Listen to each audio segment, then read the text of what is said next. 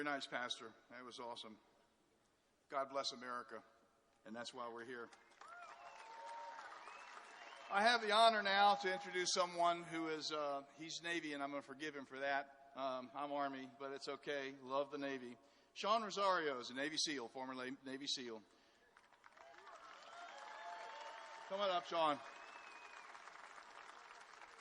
We love interagency rivalryship here. Sean is owner and executive vice president of Vista Holdings Group, a defense systems integration company, a board member with the United States Navy SEAL Museum in Fort Pierce, Florida.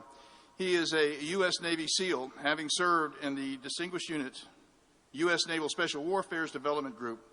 Is that DEVGRU? DEVGRU? Navy. Sean is a proud husband, father, and brother of a American Puerto Rican descent, of my grandchildren Puerto Rican descent. It's all yours, brother.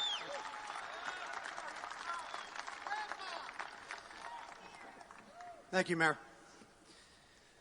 Thank you to the Donald Trump campaign for inviting me to speak at this event. It's truly an honor. Thank all the attendees for coming tonight and to support the next President of the United States, Donald Trump.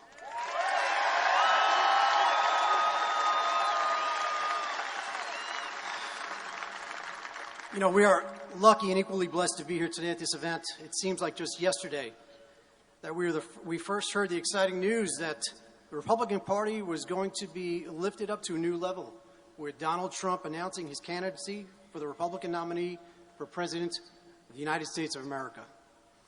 Since then, we have witnessed an energy and a movement unlike any other in recent history. That energy and movement continues to grow today.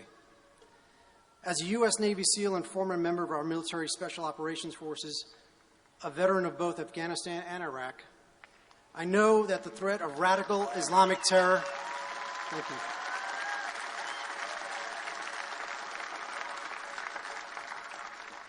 I know that the threat of radical Islamic terror is not something that we can take lightly. Hillary Clinton wants to continue the same strategy as Barack Obama with regards to ISIS, Al-Qaeda, and their affiliates.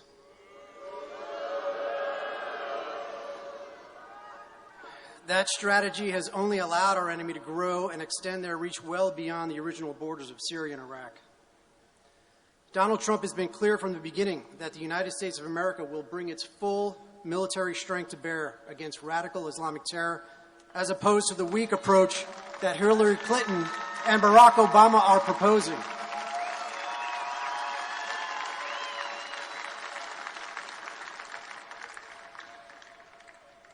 Something else that Hillary Clinton and Barack Obama are extremely weak on is immigration.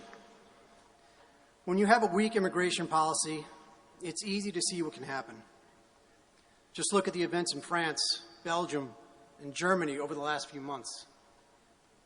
Barack Obama has pledged to take in 10,000 Syrian refugees.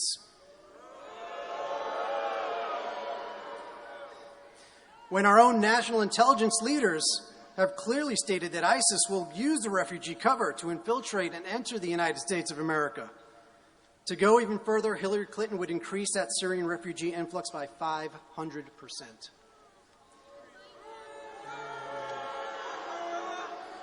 This is something that we simply cannot allow.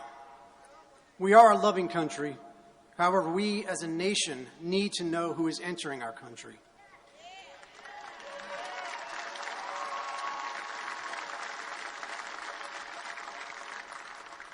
As a business owner and private citizen, the amount of national debt has skyrocketed to nothing less than troubling. If I ran my business or my personal finances like Barack Obama ran this U.S. economy, I'd be bankrupt.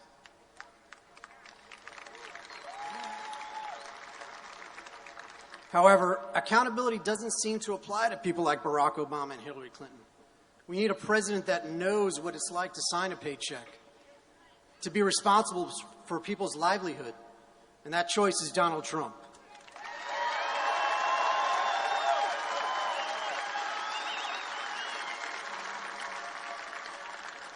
Speaking of accountability, who have we held accountable for losing our sons and brothers in Benghazi?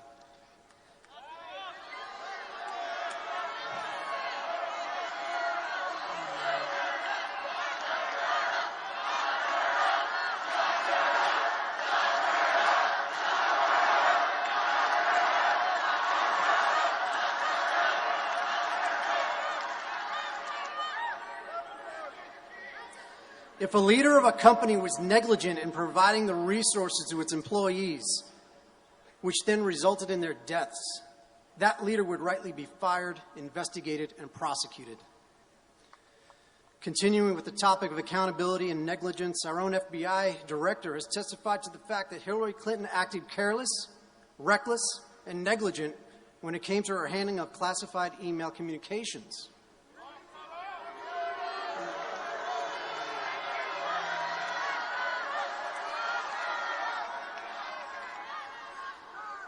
If I had chosen to run classified U.S. government email communications over a private server at my house, I'd be in prison this very moment.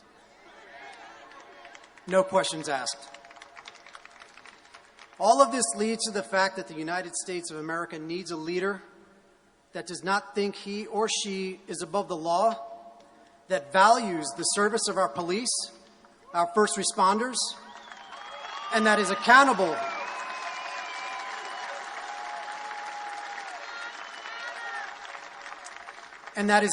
to us, we, the people. And that person is Donald Trump.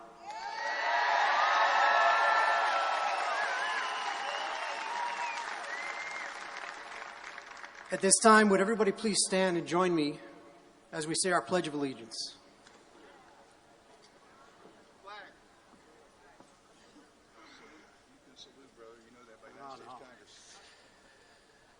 I pledge allegiance to the United States of America and to the republic for which it stands, one nation, under God, indivisible, with liberty and justice for all. Thank you.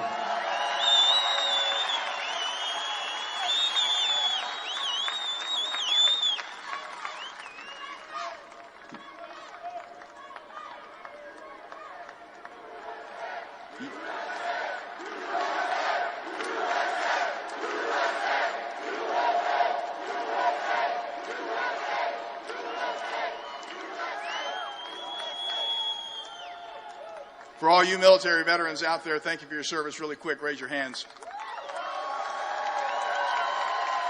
Brothers, sisters, I have a couple of quick remarks before I make my next introduction here. It's a great honor to stand with you and lend support to our next President of the United States, Donald J. Trump. I am but a simple man, having lived and fought for such a great nation. I am now concerned we are losing our way. That is why over the course of the last year, my energies have been spent supporting our last best chance for keeping our nation great and passing it along to the next generation of Americans. I'm here to call on all Americans, especially all loyal American military veterans who fought for the principles of liberty, to stand up. Now, stand up and be counted. Like many of you here,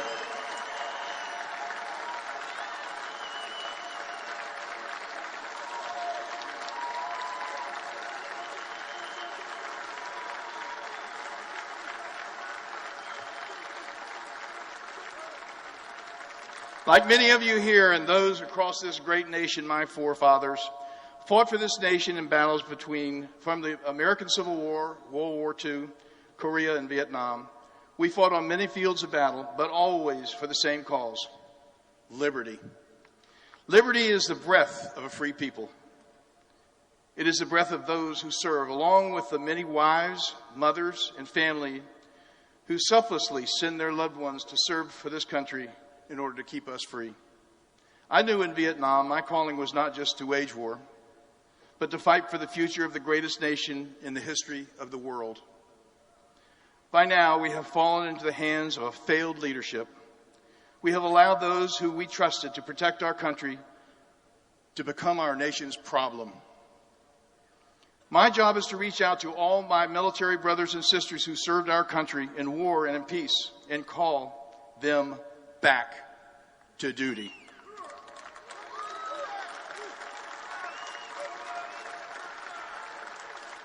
I am calling every honorable veteran of our military service from conflicts of wars long past or recently fought from all periods of service, either peaceful or fraught with danger, Now is the time for all good men to come to the aid of their country. I ask all those mothers and fathers, sisters and brothers, wives and husbands of military veterans to reach out to your veteran family and members and remind them the fight for your country is not over. You are being called back to duty for one last fight, and I know you have it in you. This time, the only weapon you will need is the one you fought for, your vote.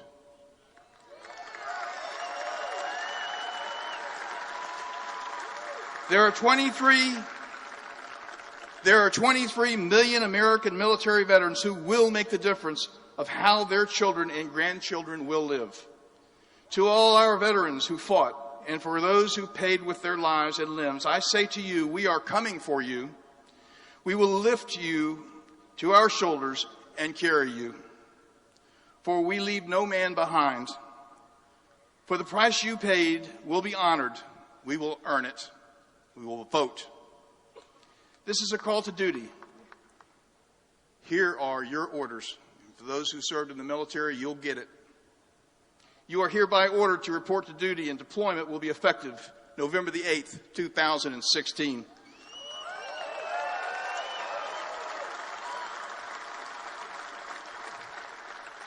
You will bring with you one voter's registration card and help all your fellow veterans and fellow Americans to make America great again, to vote for Donald J. Trump, the President of the United States of America.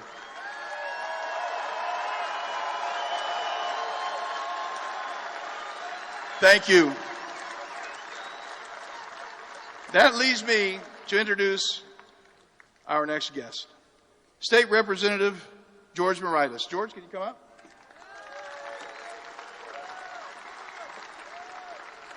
I have to tell you, the leadership that's standing on this stage, our elected officials are standing on this stage because they believe in what you believe in and what I believe in.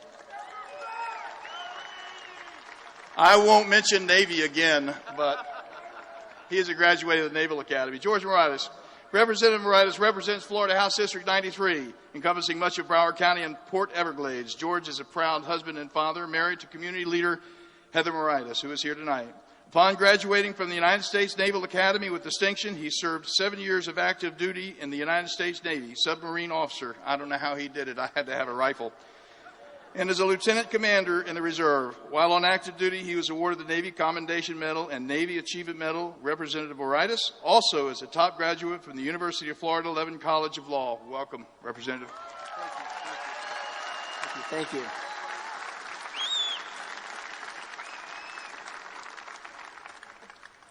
Hello, South Florida. I'm George Moritas, your Florida State Representative.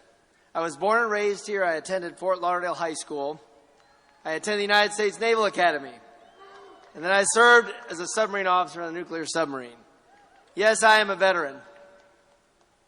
And I know which candidate for president understands veterans' needs better. This nation cannot afford a third term of Barack Obama in the person of Hillary Clinton.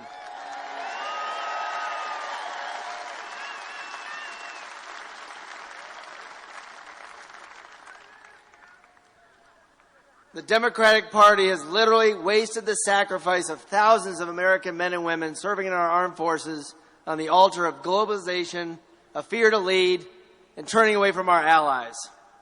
We need better. The candidate to do that is Donald Trump.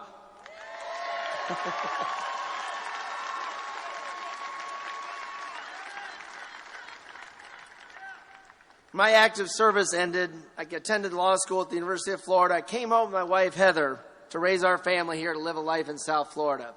Our 2 daughters are in high school now, and we want them to believe in the future. A better future. A greater future. With hope, opportunity, and security. A better future and an even better America. The kind of America Donald Trump believes in.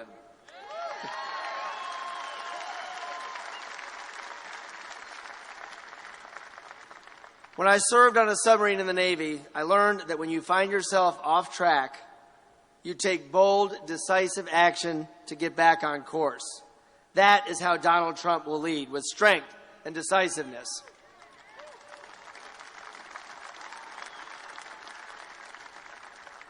He knows what is wrong, and he will fix Washington. You may have noticed he's not afraid to shake things up to get the job done. Is that the kind of president that we want?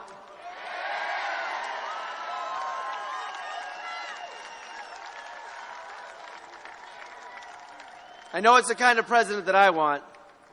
When I decided to run for office myself, it was to serve, not to personally gain, as so many in the Democratic Party do.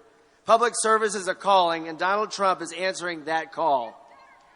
He did not have to run for president. He has a wonderful life, a beautiful family, a successful business that spans the globe. He has every reason to enjoy this life and not put himself through a campaign. But Donald Trump believes America's best days are just ahead. He is a leader. He solves problems. He gets results. It's time to elect Donald Trump.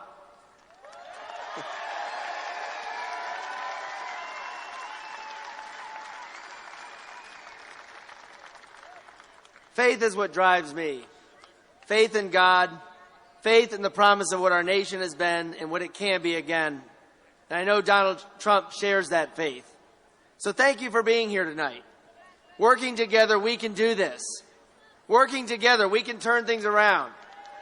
Working together, we can and we will make America great again. Thank you. God bless you. God bless you. Thank you.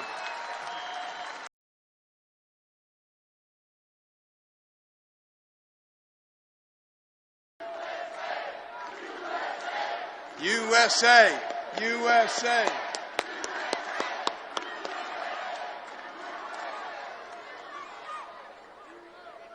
You know, my dad was Navy, and I've been surrounded by Navy all my life. There's some fine men, and you just met two of the finest. My next introduction is somebody who's worked hard for the Republican Party. Sharon Day. Where's Sharon? Come on up. I like to get him up here, not wait till I finish all of this, because I want him to be up here.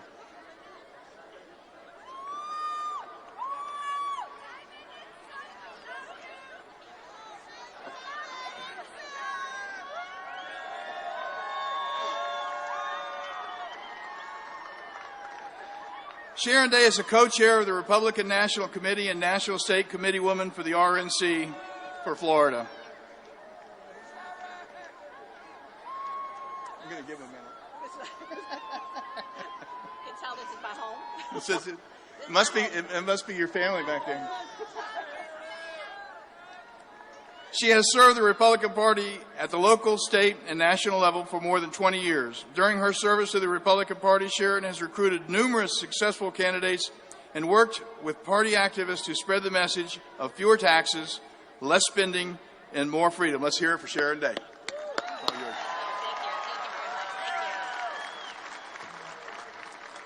Hello and good evening. How's all my friends and neighbors here in Fort Lauderdale? We rock, right? I can't tell you how excited I am to be back home in Florida, and especially to be right here, back here in my home county of Broward County with all of you. This election cycle, we know, as much as anything, politics, they change quickly. And one thing is certain is that we can't build a better future for our families. We can't win the White House, and we can't save America unless we defeat Hillary Clinton and elect Donald J. Trump as the next president of the United States.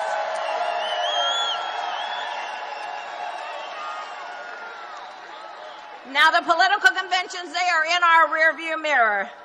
But now we need to roll up our sleeves and we need to get to the business of electing the next president of the United States of America, Donald J. Trump.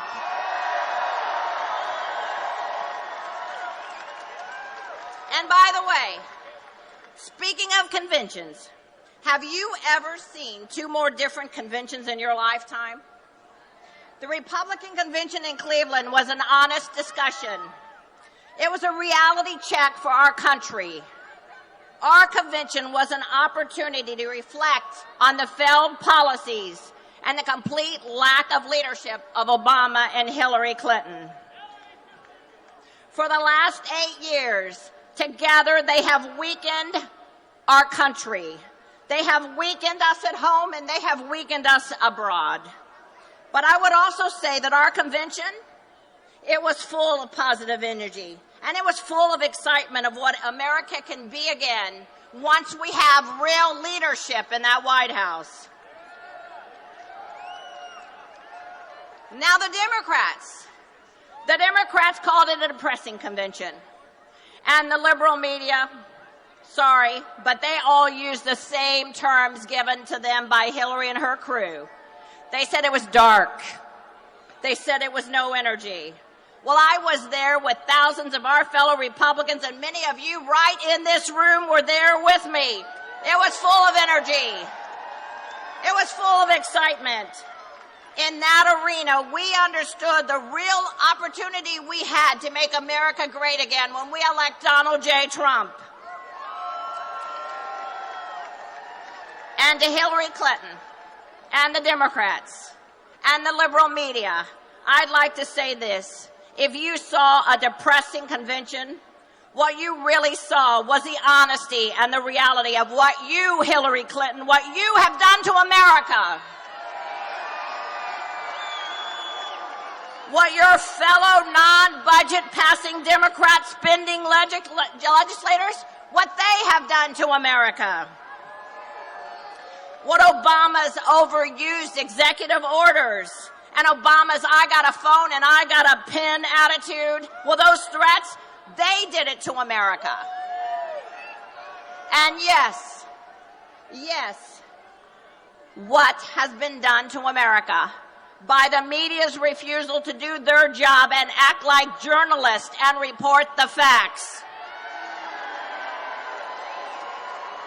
Report the facts rather than just parrot the talking points that the Democrats give them to say.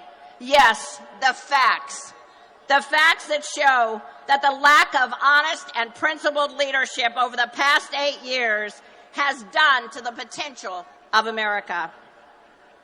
With all of your lying and all of your disloyalty, your lack of leadership, and yes, even to the liberal media, your refusal to leave your partisanship at the door, you have forced our fellow Americans to live under your deceit, to live under the fear of attacks on our homeland, to live under attacks, and I'll say it again, in our homeland, which, by the way, here's a news flash to Hillary, Obama, and the media. It's already happened in America to our fellow Americans.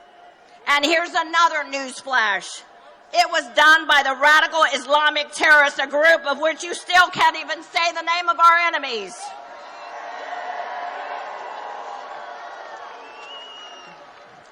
We are living the reality that America is weaker around the globe than it has been in a generation, that we are disrespected by both our enemies and our friends, thanks to Obama and Hillary Clinton, and again, their failed leadership.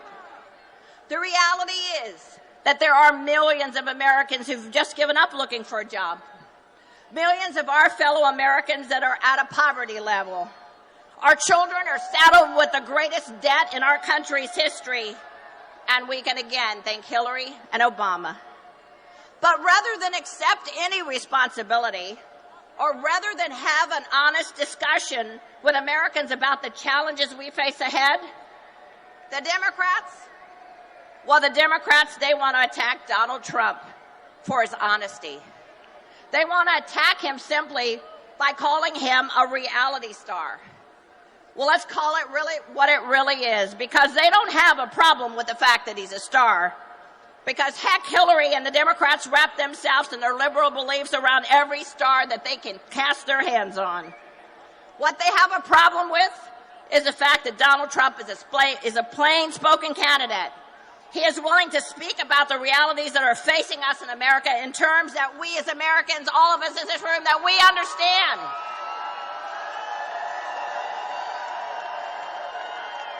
Mr. Trump talks about what we need to do to make America great again, while Hillary and Obama speak as if everything is perfect. Donald Trump talks about what impacts everyday American families and speaks to what we face as Americans, what we face not just as Republicans, but what we face together as Republicans, as Democrats, as independents. He reaches out to all Americans and he shares their concerns. And to that point, what did the Democrats actually offer Americans in Philadelphia at their convention? To me, it looked like a bad combination of Woodstock and Fantasy Island. It looked like an award show without the awards. Just a phony celebration with a bunch of phony, flowery speeches. So let's look at fantasy and let's look at the reality of the Democrat convention. Fantasy. Hillary Clinton is a woman who says she's broken the glass ceiling. Reality. The real thing that Hillary has broken is the faith of the American people and her ability to be truthful and honest. We all know that she has a proven history of lying through her 40 years of politics. And every day she digs herself in deeper and deeper with her lies. Fantasy. Hillary Clinton is a role model for women, especially young women. Reality.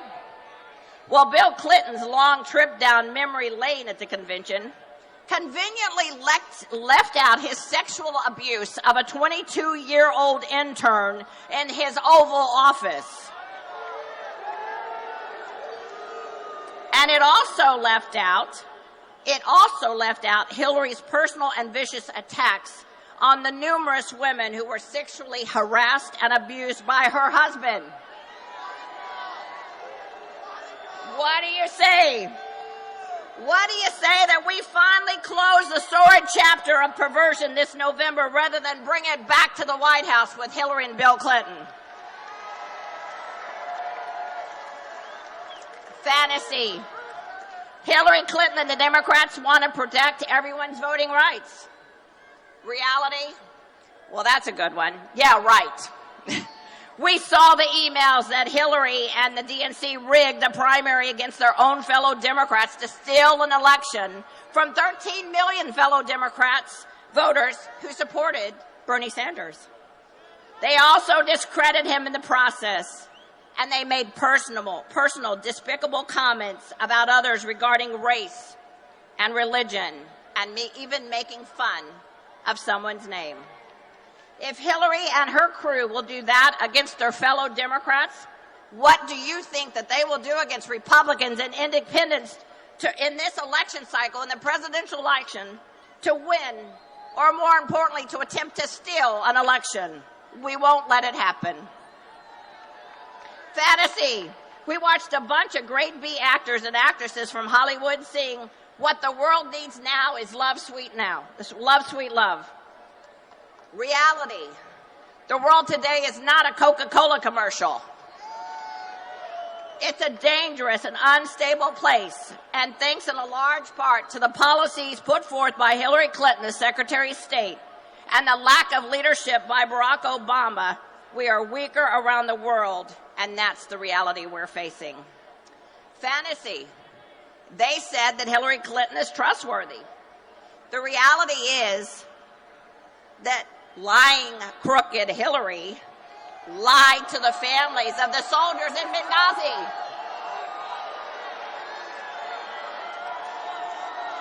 She lied.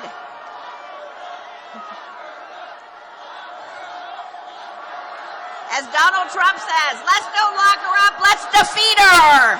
We're going to defeat her in November. That's what we're going to do.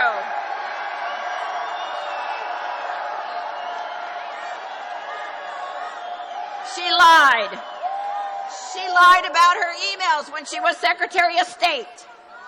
She lied about what the FBI director actually said about her lies to Congress and the American people. And she's still lying today. She lied about TPP. She lied about Tim Kaine's record on the Hyde Amendment. And let's just be honest, her lies go on and on and on. And speaking of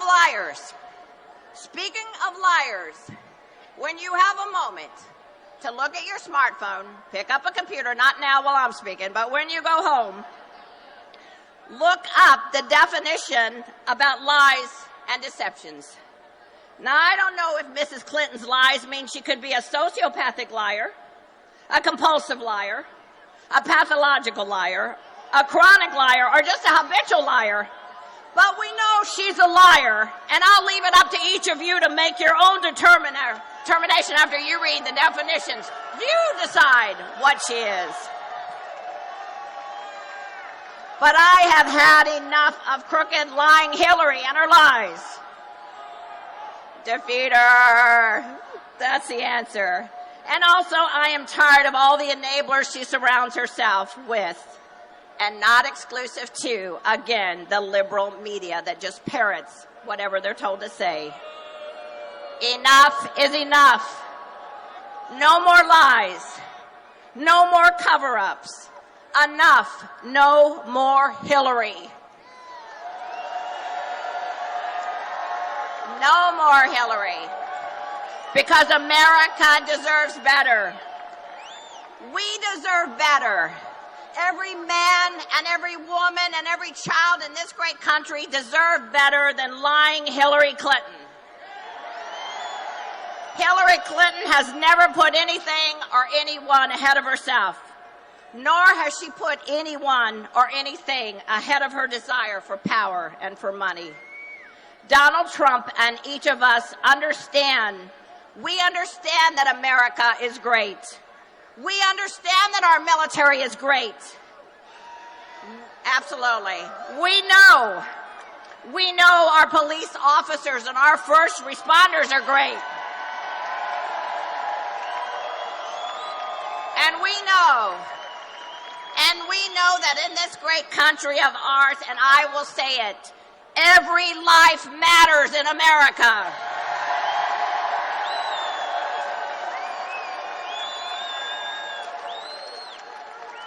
But we also know our Democratic leaders, like Obama and Hillary Clinton, and their failed policies have caused Americans failures. And the only way that we will ever make America great again is by electing men and women who put country before self. And the man at the top of our ticket for president, that man, Donald J. Trump, will make America great again.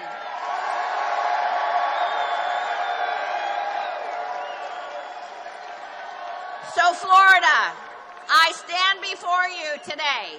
Florida, we need you. Broward County, my friends, we need you. We need you. We need your work. We need your commitment. We need your patriotism. We need you to stand up and be the messenger to save America for the next generation. If you are not registered to vote, get registered. And if you are, and I'll tell you, we're registering voters right here. And if you are registered to vote, check and make sure that everything is fine with the supervised election so you can vote. Florida is a no-excuse absentee ballot state.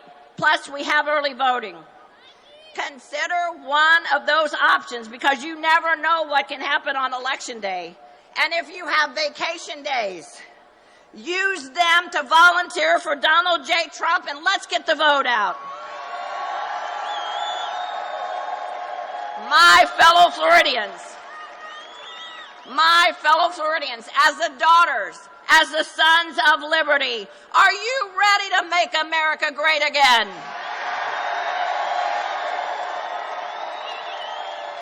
Are you ready to end the nightmare called the Clintons?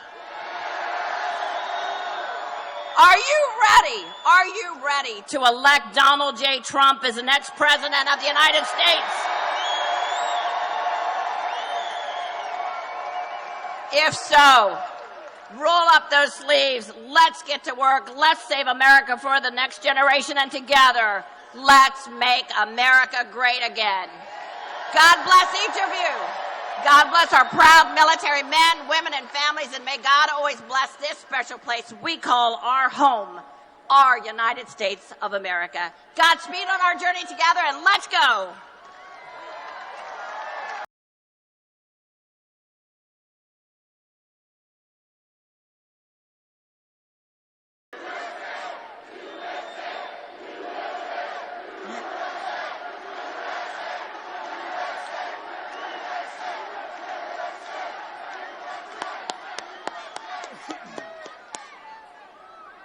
Well, that was awesome. All right, are you ready? I have a couple of people here I really don't need to introduce. I'm going to ask them to kind of slip up here a little bit. Miss Diamond and Silk, please, will you come forward?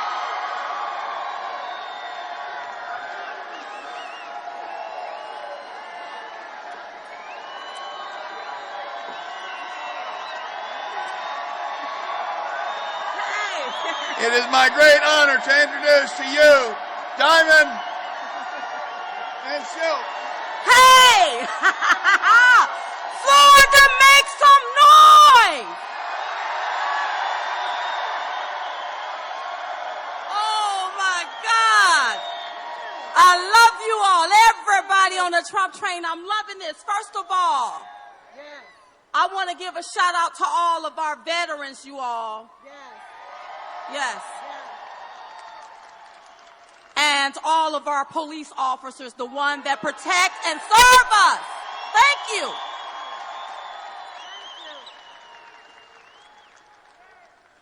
Now, you all know that I love you too, baby. You know that sometimes Diamond have to get some stuff off of her chest. Yes.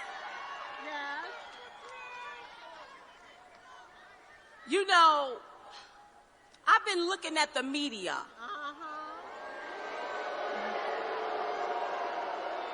Don't worry, I got this, y'all. We got it. We will not allow the media to keep feeding us a narrative full of lies. I'm not going to do that no more. You're not going to do that. We are all on the Trump train, and we are voting for Donald J. Trump.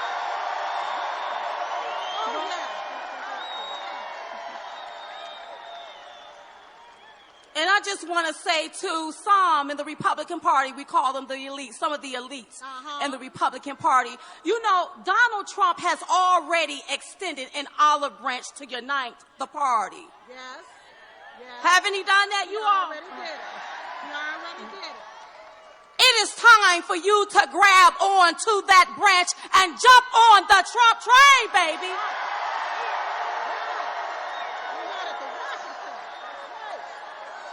Or you can get the hell out of the way, because we are on our way to Washington, D.C. What? And I love the elites. It's just taking them a little time, but they'll be all right. A little time. Now, also, I want to clear myself to these 50 GOP national security experts that signed off on this open letter. Don't worry about it. I got this, y'all. We got it. Let me be very, very clear.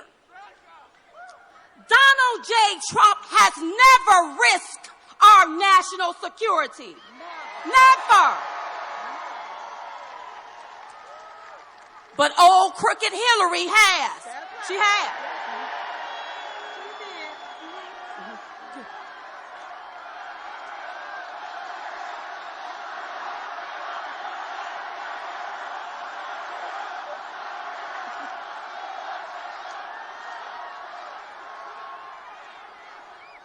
You know, after that pay for play, somebody should be locked up. Yeah. You know. So we, the American people, have to warn you that Hillary Clinton will be the biggest disaster and the greatest threat to our national security. And in the words of Maya Angelou, when people show you who they are, believe them. Believe them. You know. Now, she done already showed us how she is risky, you all. Though she's, that's right, baby. She is crooked. And we will never let a crook off the hook. No. She risked national security by housing classified emails on a personal server. Going into Libya, destabilizing that country, now has created ISIS. And we can talk about her riskiness. We have Watergate, Cattlegate, Travelgate, Benghazi Gate, Email Gate. If she's not careful, she is going to be behind prison gates.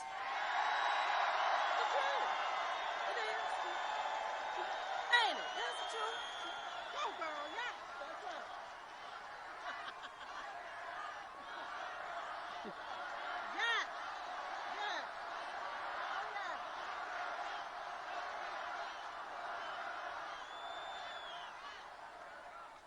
And you know, I have to say this here. Donald Trump has been in the public eye for over 30, 40 years. And not one time have anybody started calling him out of his name until he started running against these damn Democrats. That's right. That's about right. Yeah. That's about right.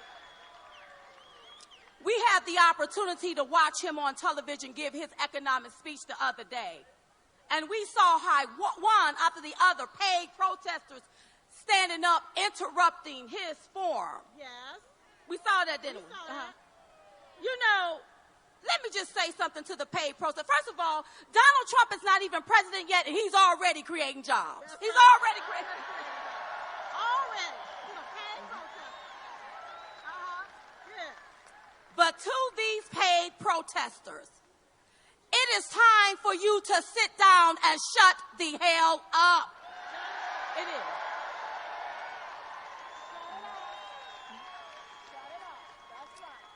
If you want to protest something, how about going up there to D.C. and protesting at that White House about that $400 million that was sent to Iran?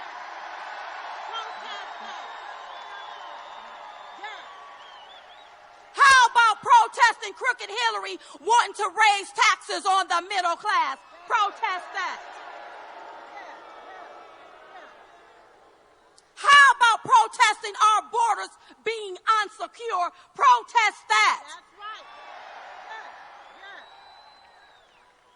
Now, Silk, I done got enough off of my chest, girl. Oh, one more thing. One more thing. One more thing.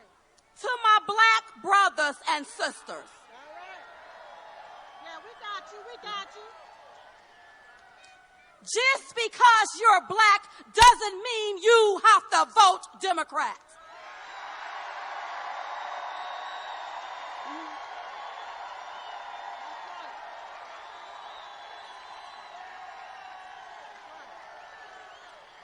You can come off of that Democratic plantation. You can. Yes, you can. You don't need anyone. Thank you, baby. You don't need anyone feeding you a narrative. You don't. You don't. And when I look at Crooked Hillary, she's been in public service for 30 and 40 years. Yeah. She panders for our vote. Uh-huh. She says she's going to create jobs, and she's never created a job. That's right. Never. To my black brothers and sisters, we cannot allow her to fool us and lure us in with a bottle of hot sauce. That's right. Running around doing the nay-nay. And she's not even concerned about your next payday. And if you don't vote right this time, you will get left again. That's right. Now, I done got that off my chest. Silk, you got something you want to say, girl? Go ahead and say it. I just got something I got to say. Go ahead, girl. You know, yeah. Yeah. Don't let them fool you. That's right, girl. Because Silk can talk. That's right, girl. It really amazes me how Hillary Clinton was born in Chicago, Illinois. And Obama is from Chicago, Illinois. And neither one of them has reached back to help their own city. So, how can we expect them to help America? How can we expect Hillary to help America? She won't even help her own. And this is why I keep telling the black people and all people, if you are a Democrat, we keep voting for the same system, and people are still in poverty and living in impoverished neighborhoods. That's right. That got to stop. That got to stop. Go ahead. And how can Hillary be for women when she take money from countries that enslave women, that stone women to death, that silence women? What about the pregnant women that's coming across that border illegally that can get raped or beaten or killed? How can she say she for all of this woman and she don't even care about illegal immigration? Silk, this is why we keep saying we can never let a crook off the hook. That's right. I'm almost finished. Go ahead, girl. You know,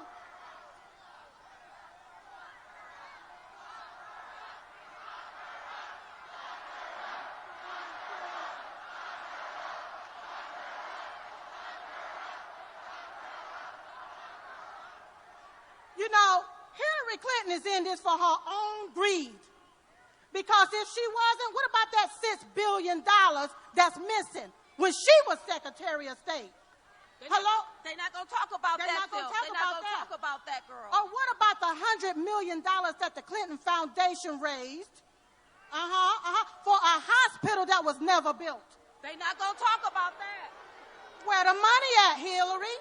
Where the money at? She don't know where the money is. Yeah.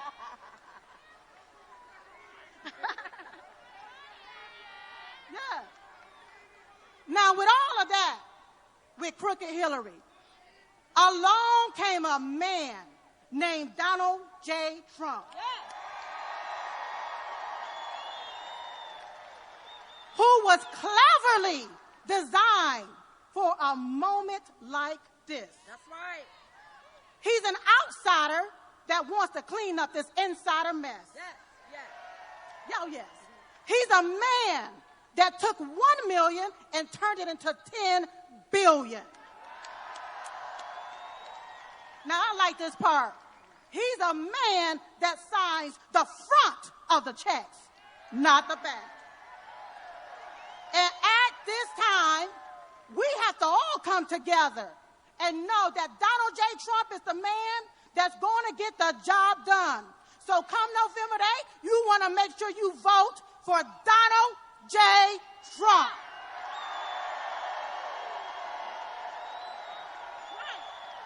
Thank you, girl. Now, in my closing, if you need a good job, you want to vote for Donald J. Trump. That's right. Yeah. If you want to be an entrepreneur, you want to vote for Donald J. Trump. If you are tired of living in poverty, you want to vote for Donald J. Trump.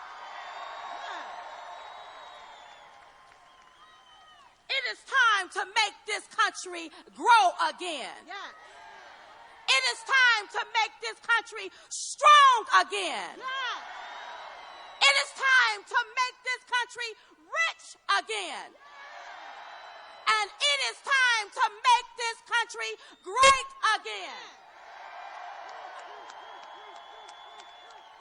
Are we all on the Trump train? I can't hear. Well,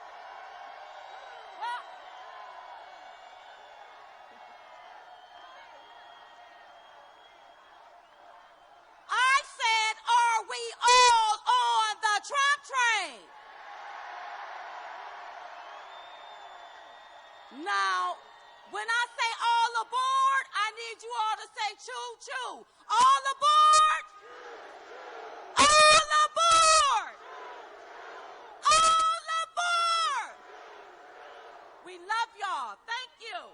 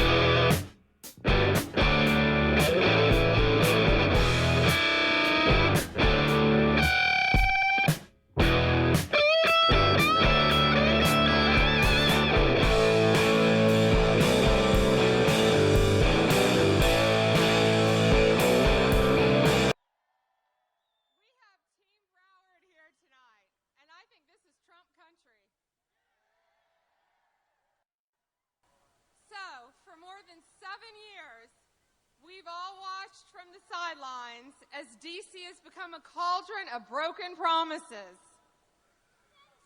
Led a cesspool, as sure as a cesspool, led by a president and a former Secretary of State, unmoved by criticism, undeterred by questions, and unmitigated in assaulting our constitutional rights. For more than 7 years, our national debt has risen to, this is unreal, $19.2 trillion. Well, it gets worse. More than every other American president in modern history combined. That's unreal. For more than 7 years, we've seen our friends in the world question our commitment. And we've seen our enemies challenge our resolve. For more than 7 years, and I know this, Obamacare has devastated our health care, our businesses, and the EPA has threatened our jobs.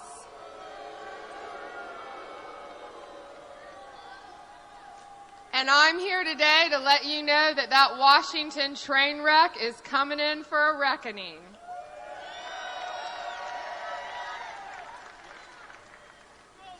Because they are about to become face to face with a leader who doesn't trade in politics, but what does he do? He excels at winning.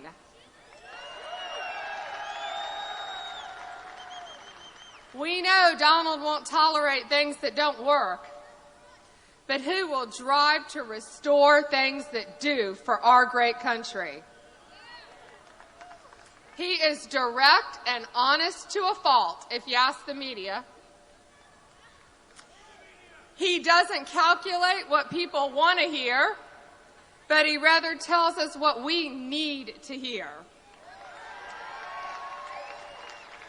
And what we need to do to pull together to make America great again. Well, Donald Trump is all those things and way more than Hillary Clinton can handle this November. Are you all excited about the debate?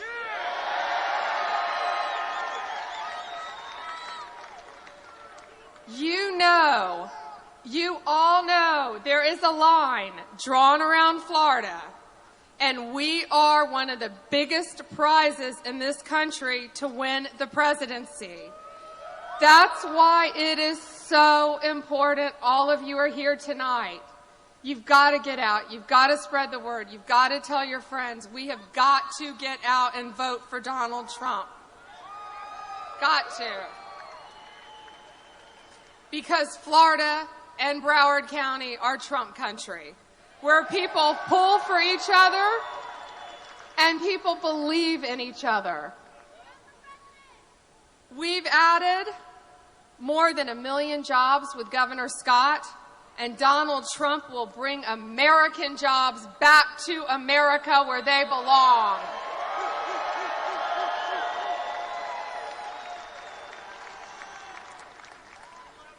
I've seen it firsthand. Donald Trump supports and cares about our veterans and our men and women in uniform, all of our first responders. Thank you for what you all do to protect us in this country.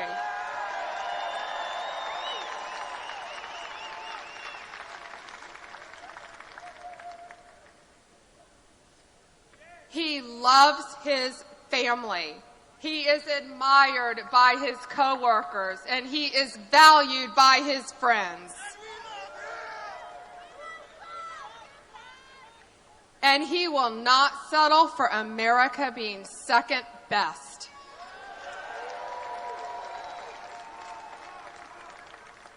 And as a career prosecutor and your Attorney General, I am very proud to say Donald Trump will secure our borders to stop the influx of cocaine and heroin coming into our country and our state that is killing our kids.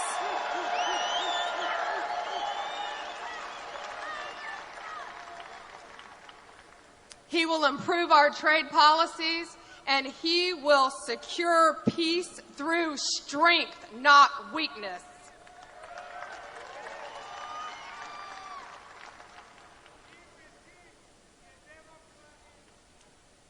You know, 7 years, we have all been standing by as Washington has been paralyzed by politics. Business as usual is over, and that's why they can't handle Donald Trump.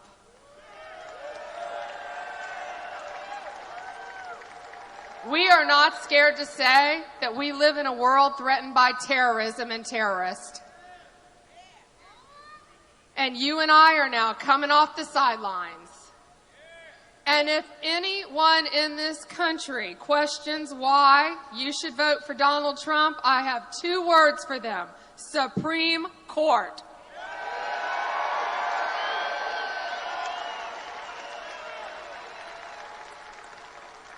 We know who Donald Trump will put on the bench.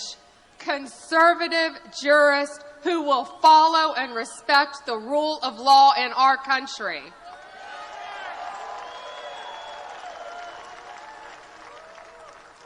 And sadly, we know exactly who Hillary Clinton will put on the bench. And frankly, I am sick and tired of suing the President of the United States.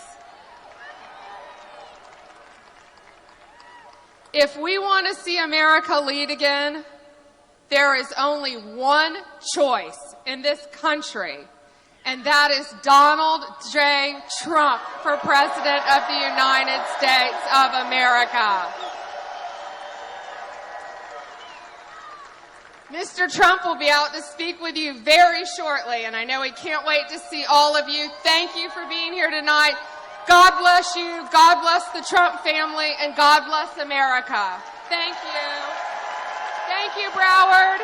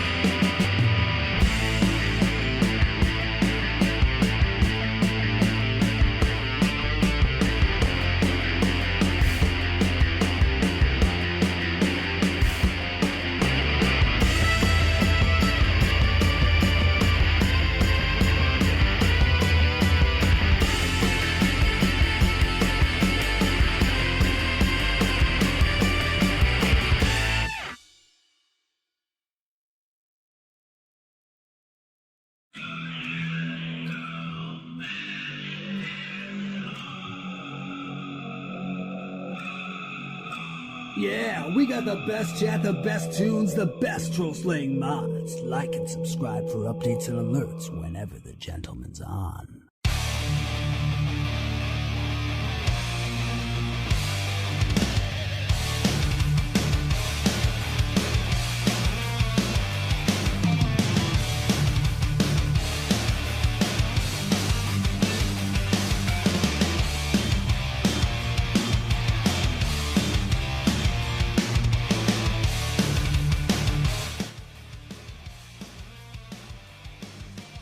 All right, it looks like the, oh sorry, it looks like the feed went down for a second. We're trying to fix it.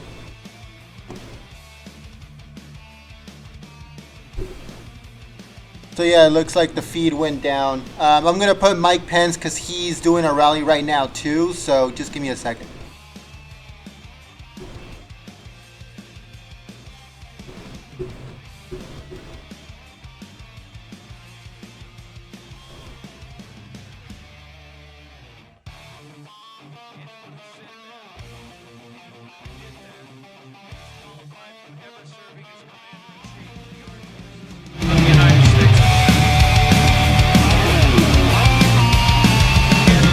We cannot have 4 more years apologizing to our enemies and abandoning our friends. America needs to be strong for the world to be safe. Donald Trump, as president, will rebuild our military, stand with strength on the world stage, and confront and destroy those who threaten our freedom and our allies.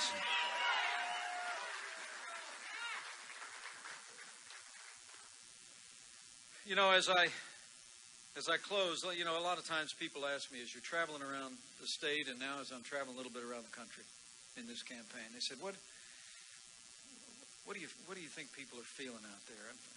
I said a while back, I said, you know, it just comes down to my conclusion. I've said it before. I think the American people are tired of being told. Okay? I mean, I think we're tired of being told this is as good as it gets. I think we're tired of being told by an establishment in Washington, D.C. that says, no, this person and these people and these policies are really going to turn things around this time.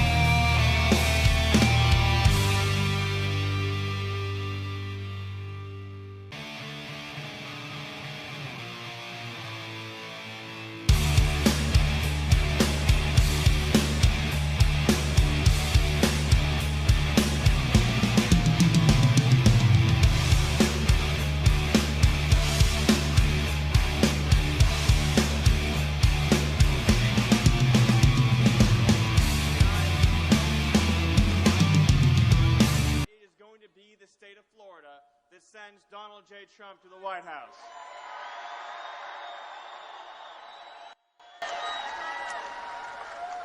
Now, there are a lot of issues in this race that are very important to all of us.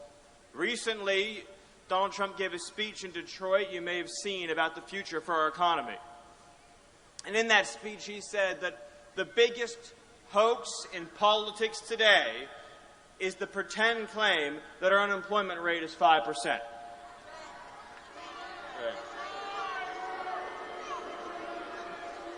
I mean, 5%, folks. Let's think about this. So we've got 94 million Americans outside the labor force. In a city like Detroit, half of people aren't working. Nearly 1 in 4 people between the ages of 25 and 54 are not employed. 58% of African American youth don't have jobs. You have 40% underemployment for recent college graduates. And on I could go. You've seen another 12 million people added to the food stamp rolls under Obama, but the unemployment rate is 5%. Right? It is part of the machine, folks. It's part of the machine, the Clinton machine, the media machine, the donor machine that's trying to keep the working people down. Now, we've seen a few other issues this week that are worth going through. Now, how many of you have seen the headline today that the FBI wanted to investigate the Clinton Foundation, but Obama's DOJ said no? You've seen this, right? Now,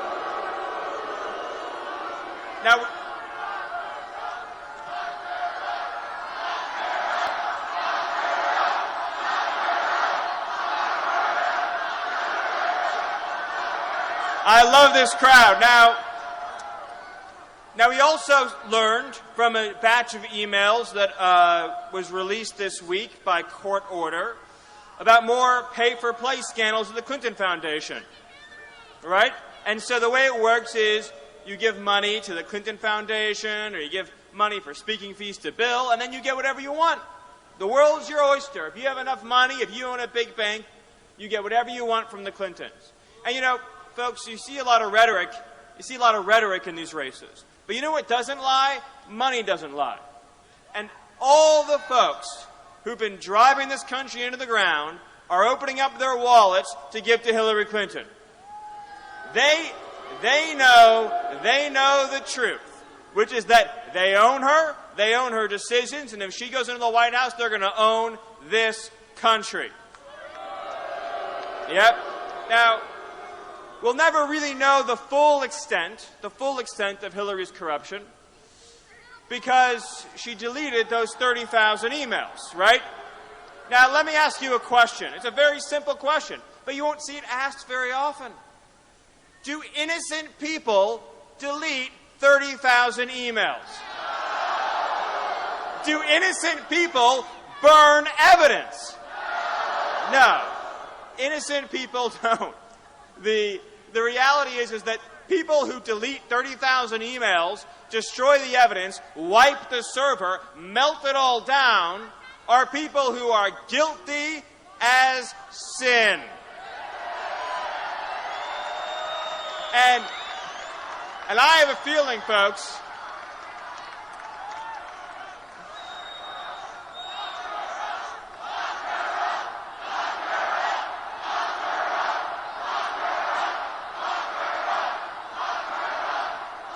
You know, folks, if President Obama really cared about national security, the first thing that he would do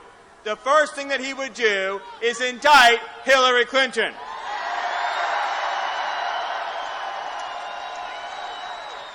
You know, I have a feeling, folks, I don't think that the good and decent people of this country are going to put into the White House a person who sells favors for cash as Secretary of State, who illegally stores her email on a private server, putting at risk the lives of every person in this country and the lives of every person overseas who is helping this country. They're not going to reward with the highest office in the land someone who was given the office of Secretary of State and abused it beyond anything we have ever seen in the history of this country. How can you say how can you say you're qualified to be president when, as Secretary of State, you violated the law, risked our security, and nearly burned the entire Middle East to the ground? You know,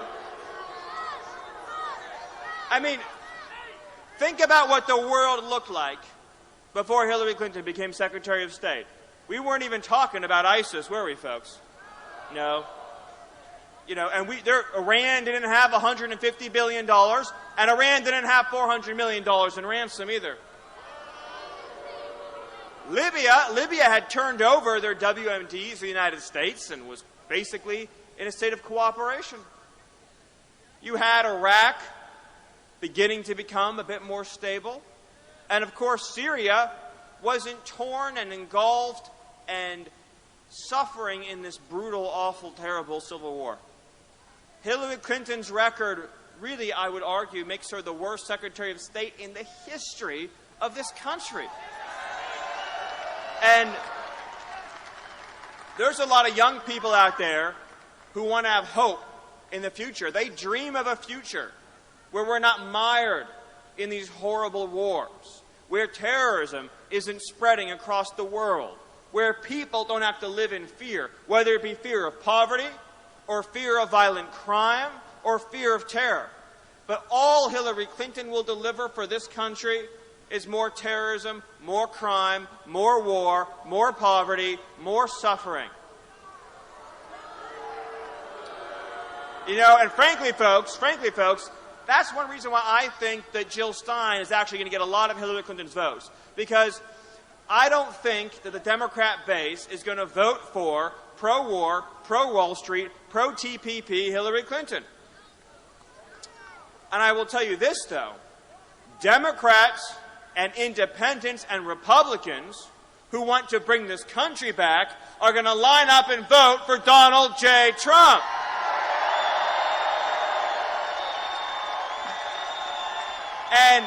And let me tell you what they're going to get when they vote for Donald J. Trump. Let me list a few things. One, you're going to get a tax policy that's going to let you keep more of your hard-earned money.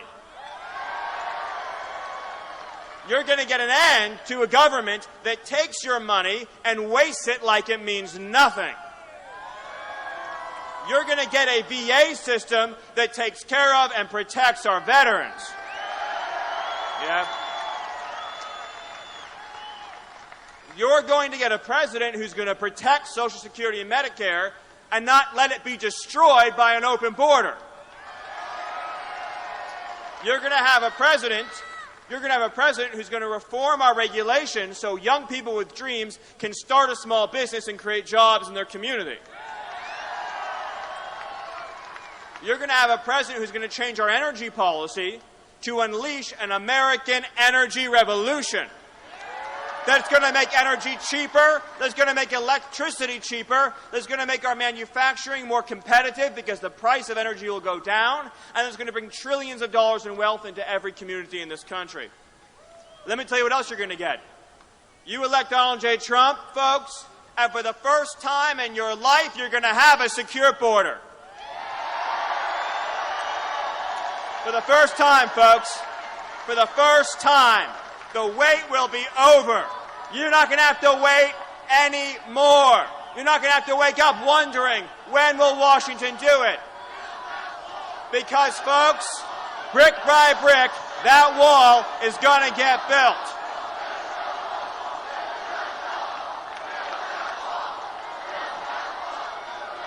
And you know what's going to happen? You know what's going to happen when he builds that wall? The drugs aren't going to come in and hurt our children anymore.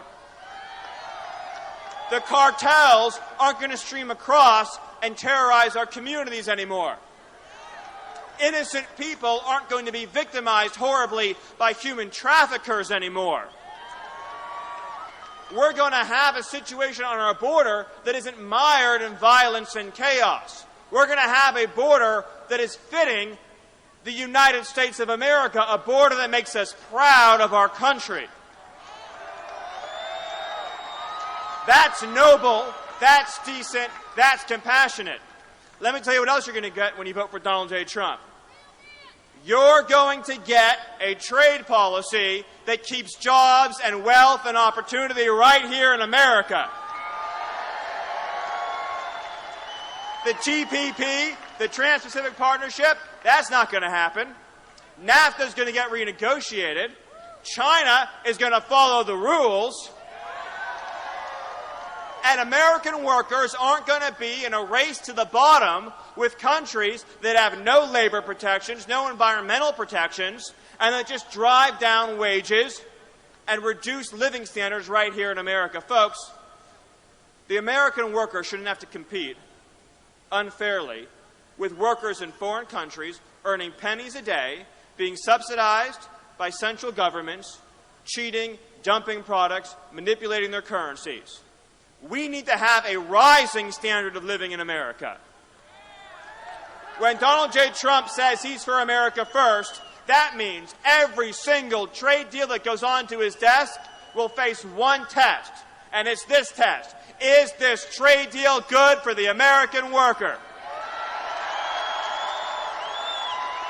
You know, folks, it's not that complicated, or at least it shouldn't be, but our politicians in Washington just don't get it. They see the trade deal and they ask themselves, will it be good for China? Will it be good for Vietnam? Will it be good for Colombia? They never ask the simple question, will it be good for the people in this room? But Donald J. Trump will never, ever, ever forget who he works for, and he works for all of you. He has no special interest but the people in this room. And most importantly, folks, most importantly, Donald J. Trump wants to make sure that every American child today can grow up in a country where their needs come first, where their hopes and dreams can be realized, where they can live free from the scourge of crime, free from the horrors of terrorism, and liberated from a political system that today serves only the wealthy and the powerful. When Donald J. Trump's elected president, folks, every kid in America, including the kid in the poorest community with the least money, will have their needs put equal to the needs of every single powerful lobbyist in Washington, D.C. It doesn't matter if you have a penny to your name or if you're Warren Buffett. It doesn't matter. If you're an American and Donald Trump is president, he's not going to ask you how much is in your bank account. He's going to ask you, are you an American citizen? Because if you are, I'm going to fight for you. Again, we shouldn't even have to be in this situation. It's a tragedy and a travesty that we've gotten to the point in America where our own leaders and our own government don't believe that American citizens ought to come first in their own country. Where they allow trade deals and economic deals and immigration deals to reduce the standard of living for Americans, to put Americans last in line, whether it be last in line for college or last in line for a job or last in line for security. On the first day of Donald J. Trump's presidency, you're going to be in the front of the line again. And so, folks, in closing, I'm going to ask you one more question, and it's a simple question. But I want you to answer it with such force, with such strength, and with such volume that crooked Hillary can hear you. And the question is this: are you ready to give your last ounce of strength to send Donald J. Trump to the White House? God bless you, God bless this state, and God bless the United States of America. Thank you.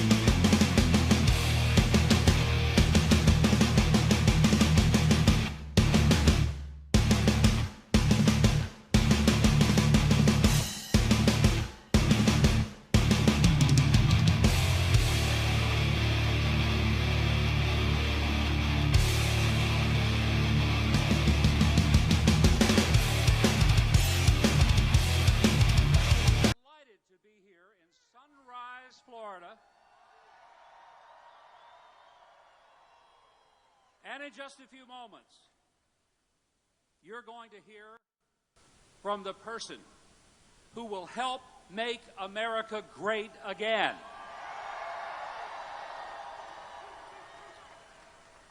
Folks, I have known Donald Trump over the last few years. Unfortunately, I got to know him real well during the primary. I am one of those 17 people that was eviscerated by Mr. Trump. But I'm here tonight because here's what I know. Donald Trump will be the kind of president that will fight for men and women who have been forgotten by the elitists in Washington and the people who have failed us in every respect. Many of you in this room tonight know that the financial community has failed you. You know that the media has failed you.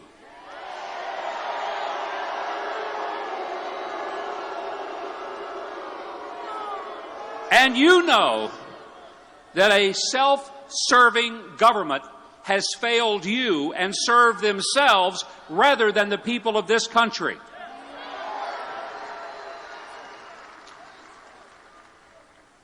But I know Donald Trump, but I know the Clintons even better.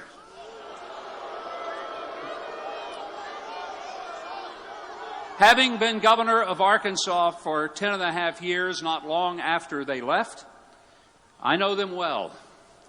And folks, I'm going to tell you something. I'm a lot more afraid of a Hillary Clinton presidency than I am of getting a mosquito bite in South Florida, and we all better be worried about it.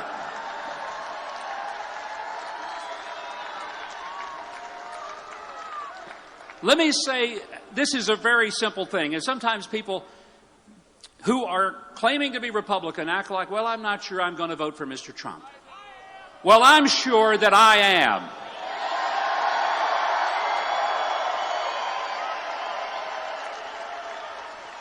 This is not a heavy lift or a hard decision for me, because I know this. I know that Hillary Clinton will raise your taxes and Donald Trump will not. I know that Hillary Clinton will not protect religious liberty, and I know Donald Trump will.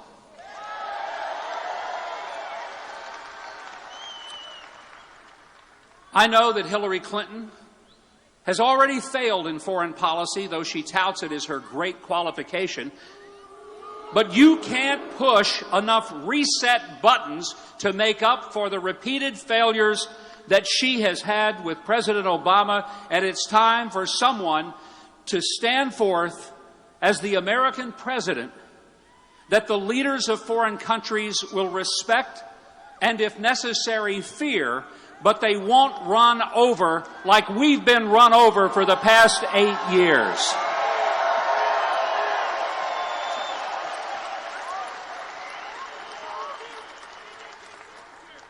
It makes no sense to me that 70% of the American people say they don't trust Hillary Clinton, and yet many of them would vote for her.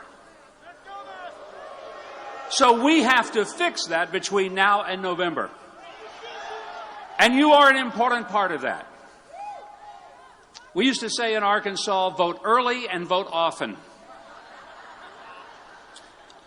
We said it, they actually did it on the other side. But folks, what an incredible opportunity to disrupt the institutions of power that have failed millions and millions of Americans. And when you hear about some of these Washington Republicans who are saying they're not going to support Mr. Trump, just remember something. They are not afraid that he will lose. They are afraid he will win and upset their precious little world.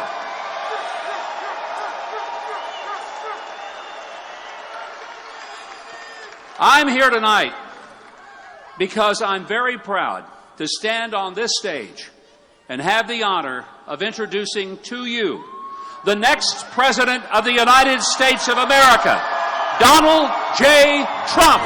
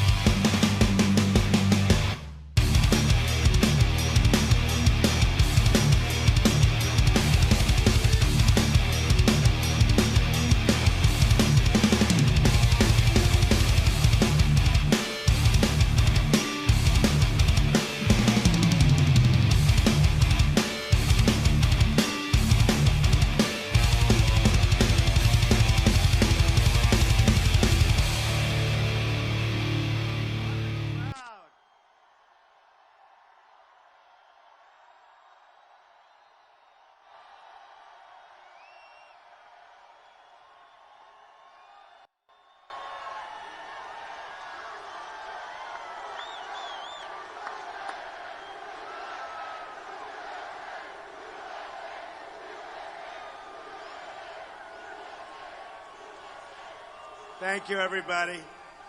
First of all, thank you, Mike Huckabee. What a great guy. He's coming with us. I'll tell you, we'll go to Washington. He's coming with us. We have some great people. We have incredible support. Look at this. August. Hot. Tremendously bad weather today. You had a vicious storm. And look at this place. Thank you very much. Now, the key, on November 8th, you got to get out and vote. We're going to win Florida. We're going to win Florida. Big. We're going to win. So, I want to thank Mike, fantastic guy. I want to thank Governor Rick Scott, who has been so supportive. He has been so unbelievably supportive, and he's done really an incredible job as governor. I want to thank Pam Bondi. She is an incredible woman. She's done an incredible job for Florida and never stops working, never stops fighting for you. Very, very exceptional person. So, Pam, I want to thank Pam. Okay? I want to thank Pam. Thank you, Pam. I want to thank our volunteers. We have such great volunteers. Right? Look at all the volunteers. We have a lot of volunteers. And Karen, where is Karen? She's around here someplace. Karen, great. Thank you very much. Fantastic job. So we had a lot of luck. We'll call it luck. We want to be nice, so we're going to call it luck. But we had a great success in Florida during the primaries. A great, great success. You know, it was a winner take all.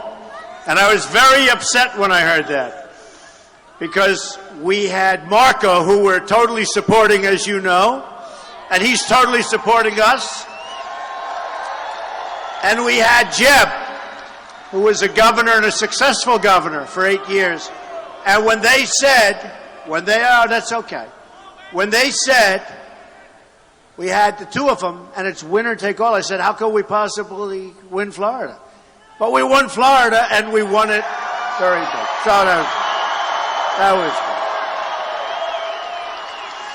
good. So today we had a very, very big thing going on all over this country, and it's called Pay for Play. You saw this. New emails come out. new emails. How do you think Hillary would feel if emails were never invented? Would she be happy? That's like a truth serum. Truth serum.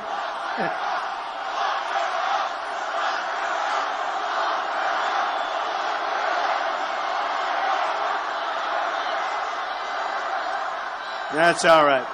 We're going to beat her on November 8th. That's better. We're going to beat her on November 8th.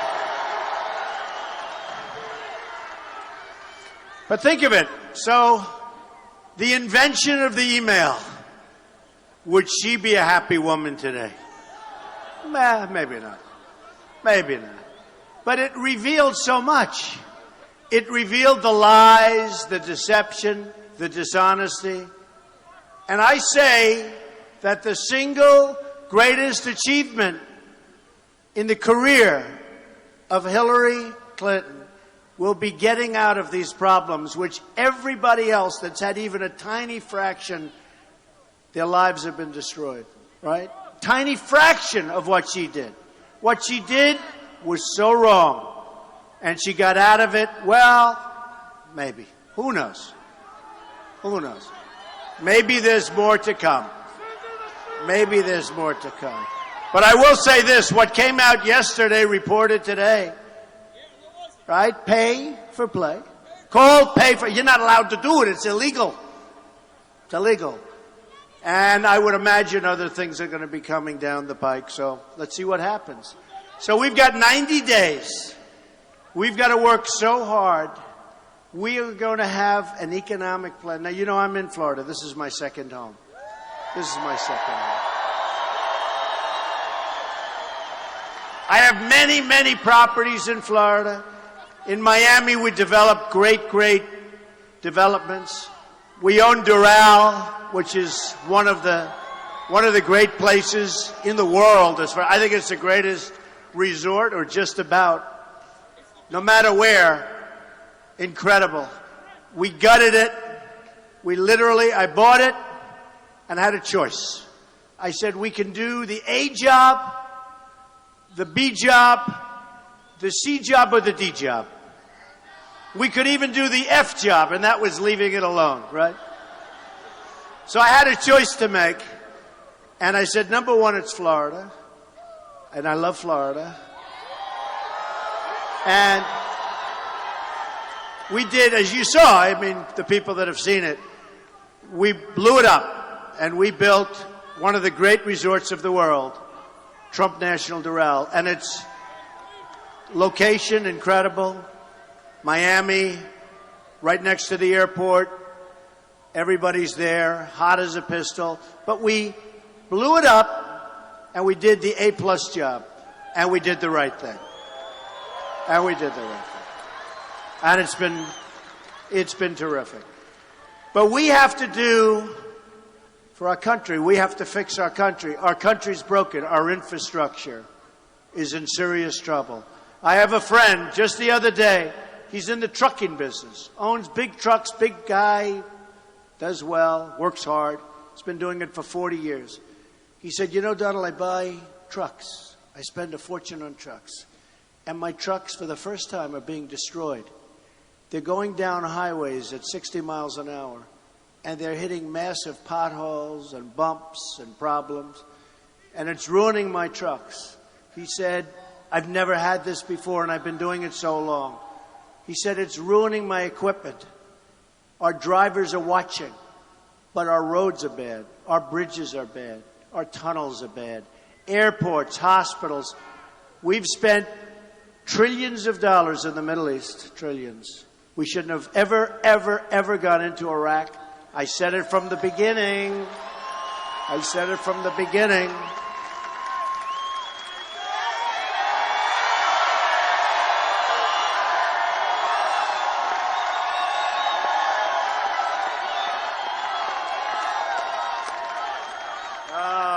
I said you're going to destabilize the Middle East, and we did. And then, an even easier decision, we should have never gotten out the way we got out. We got out. We had a president who decided he'd announce a date, and he was going to get out by that date. The problem is the enemy, which really turned out to be ISIS, the enemy was sitting back and actually didn't believe that this could be happening. Didn't believe it. That they would actually say when they're getting out. So they sat back and they sat back, and we kept going and getting out. And instead of allowing, and believe me, I want to be the last one to say this, but instead of allowing some small forces behind to maybe, just maybe, keep it under control. And we pulled it out eventually. And remember for years what I've been saying. If we're going to leave, keep the oil, right? Keep the oil. No. So who has the oil? ISIS has a lot of the oil. Iran's going to have all of the oil. You know, for years and years, these two countries fought. Decades and decades and decades, they'd fight. That's what they did. They fight. And they'd fight for 4 years and stop. Then they'd fight for 4 more years. Saddam Hussein would drop gas. Everybody would complain. Tremendous, tremendous carnage. And they'd stop. Then they'd start. And it would never change. This way, this way, this way. Because you had military powers of essentially the same strength. And then we decimated one of the powers. And we unleashed fury all over the Middle East. And it was a terrible mistake. And then Obama came in, and normally you want to clean up. He made a bigger mess out of it. He made such a mess. And then you had Hillary with Libya. So sad. In fact, in many respects, you know, they honor President Obama. ISIS is honoring President Obama. He is the founder of ISIS. He's the founder of ISIS. Okay? He's the founder. He founded ISIS. And I would say the co-founder would be crooked Hillary Clinton. Co-founder. Crooked Hillary Clinton. And that's what it's about.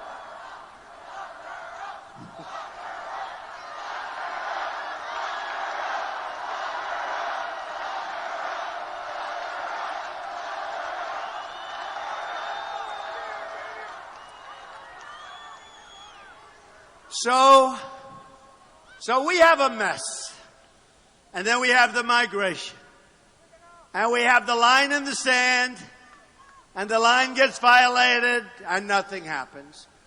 And I'm not saying it should have happened. I'm saying you don't draw the line. Okay? You don't draw the line. We're not respected. We're laughed at all over the world. Other countries are laughing. You know, recently they asked me a question about the Ukraine. And I said, well, wait a minute.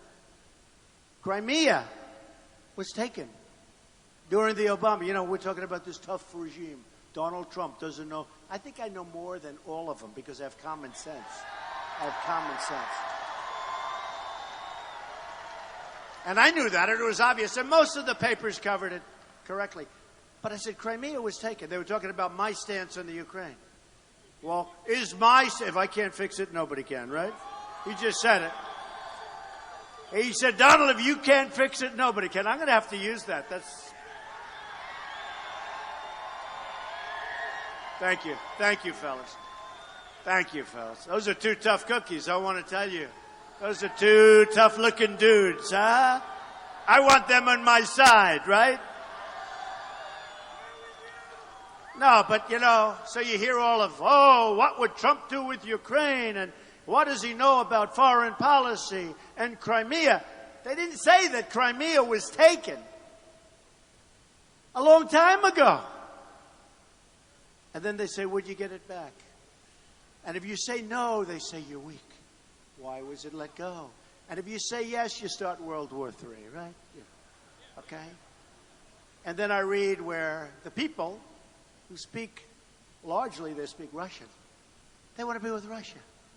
Okay, they want to be with Russia, maybe. And we'll find out. But this was taken during the administration of Barack Hussein Obama. Okay? But the press is so dishonest. I mean, what we're fighting is incredible. You know, I just left North Carolina, and we spent a day there yesterday. And these are incredible people. But voter ID was just knocked out by the courts. Think of it. So somebody wants to vote, and you'd like to have identification. Can't do that anymore. And then they criticize me when I say the system is rigged. The system is rigged. And I'll tell you, the biggest rigger of the system is the media. The media is rigged. It's rigged. It's crooked as hell.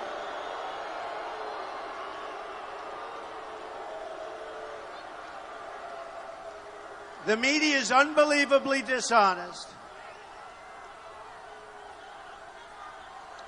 Unbelievably dishonest.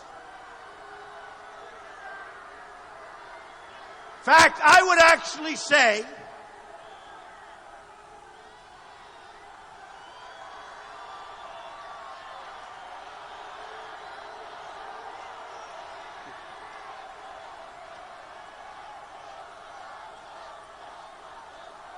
Thank you. Thank you. Thank you, everybody. I would actually say that the media is almost as crooked Hillary Clinton. I mean that. I mean that.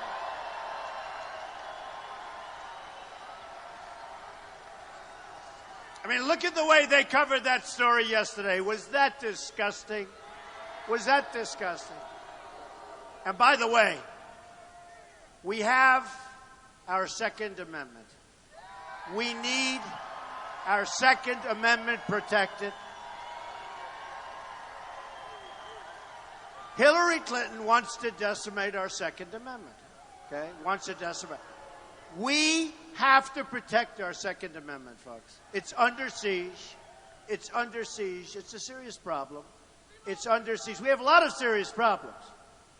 We have a lot of serious problems. But we have to protect our Second Amendment. You know, in Orlando, we had a horrible, horrible situation. In San Bernardino, in so many places. Go outside of this country, in Paris, France, where they have the toughest gun laws in the world, according to many. 130 people killed. Look at Nice. Look at what's going on. Radical Islamic terrorism. And people don't like saying that. Our president refuses to use the term.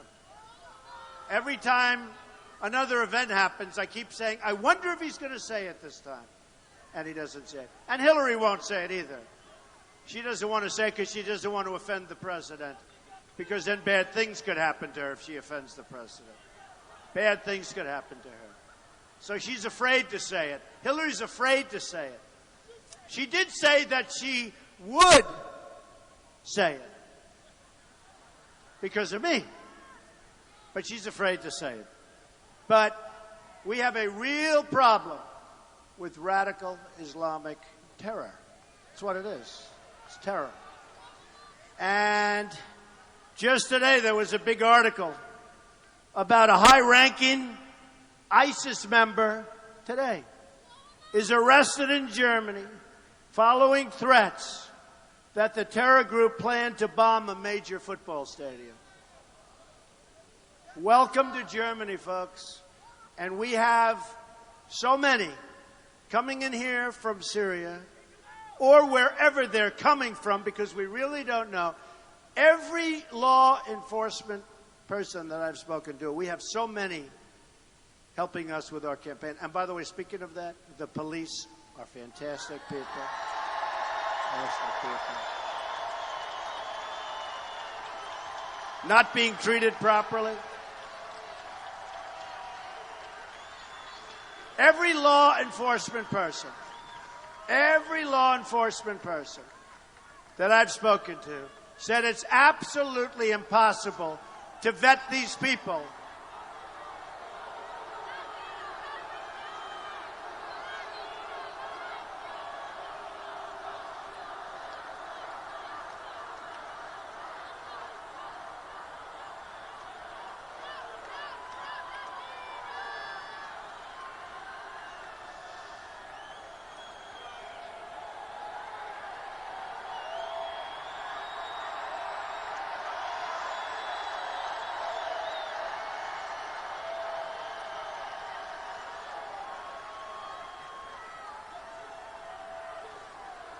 Is there any place better than a Trump rally or more fun?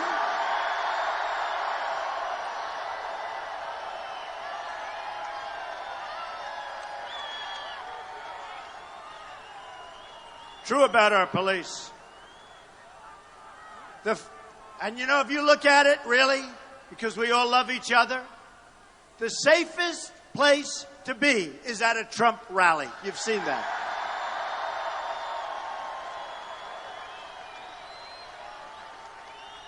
So we're going to get elected. We're going to beat this woman.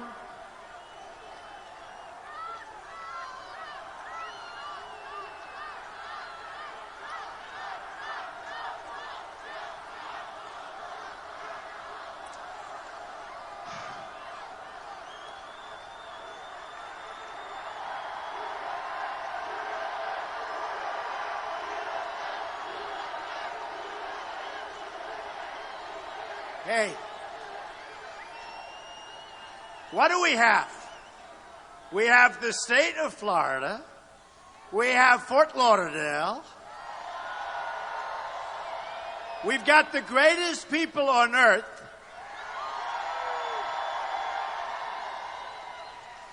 And we have a good messenger. I'm a messenger. I'm nothing more than a messenger. I'm a messenger for common sense. I'm a messenger for strengthening our depleted military. I'm a messenger for taking care of our vets who are being taken care of horribly. I'm a messenger for great health care. Obamacare will be repealed and replaced.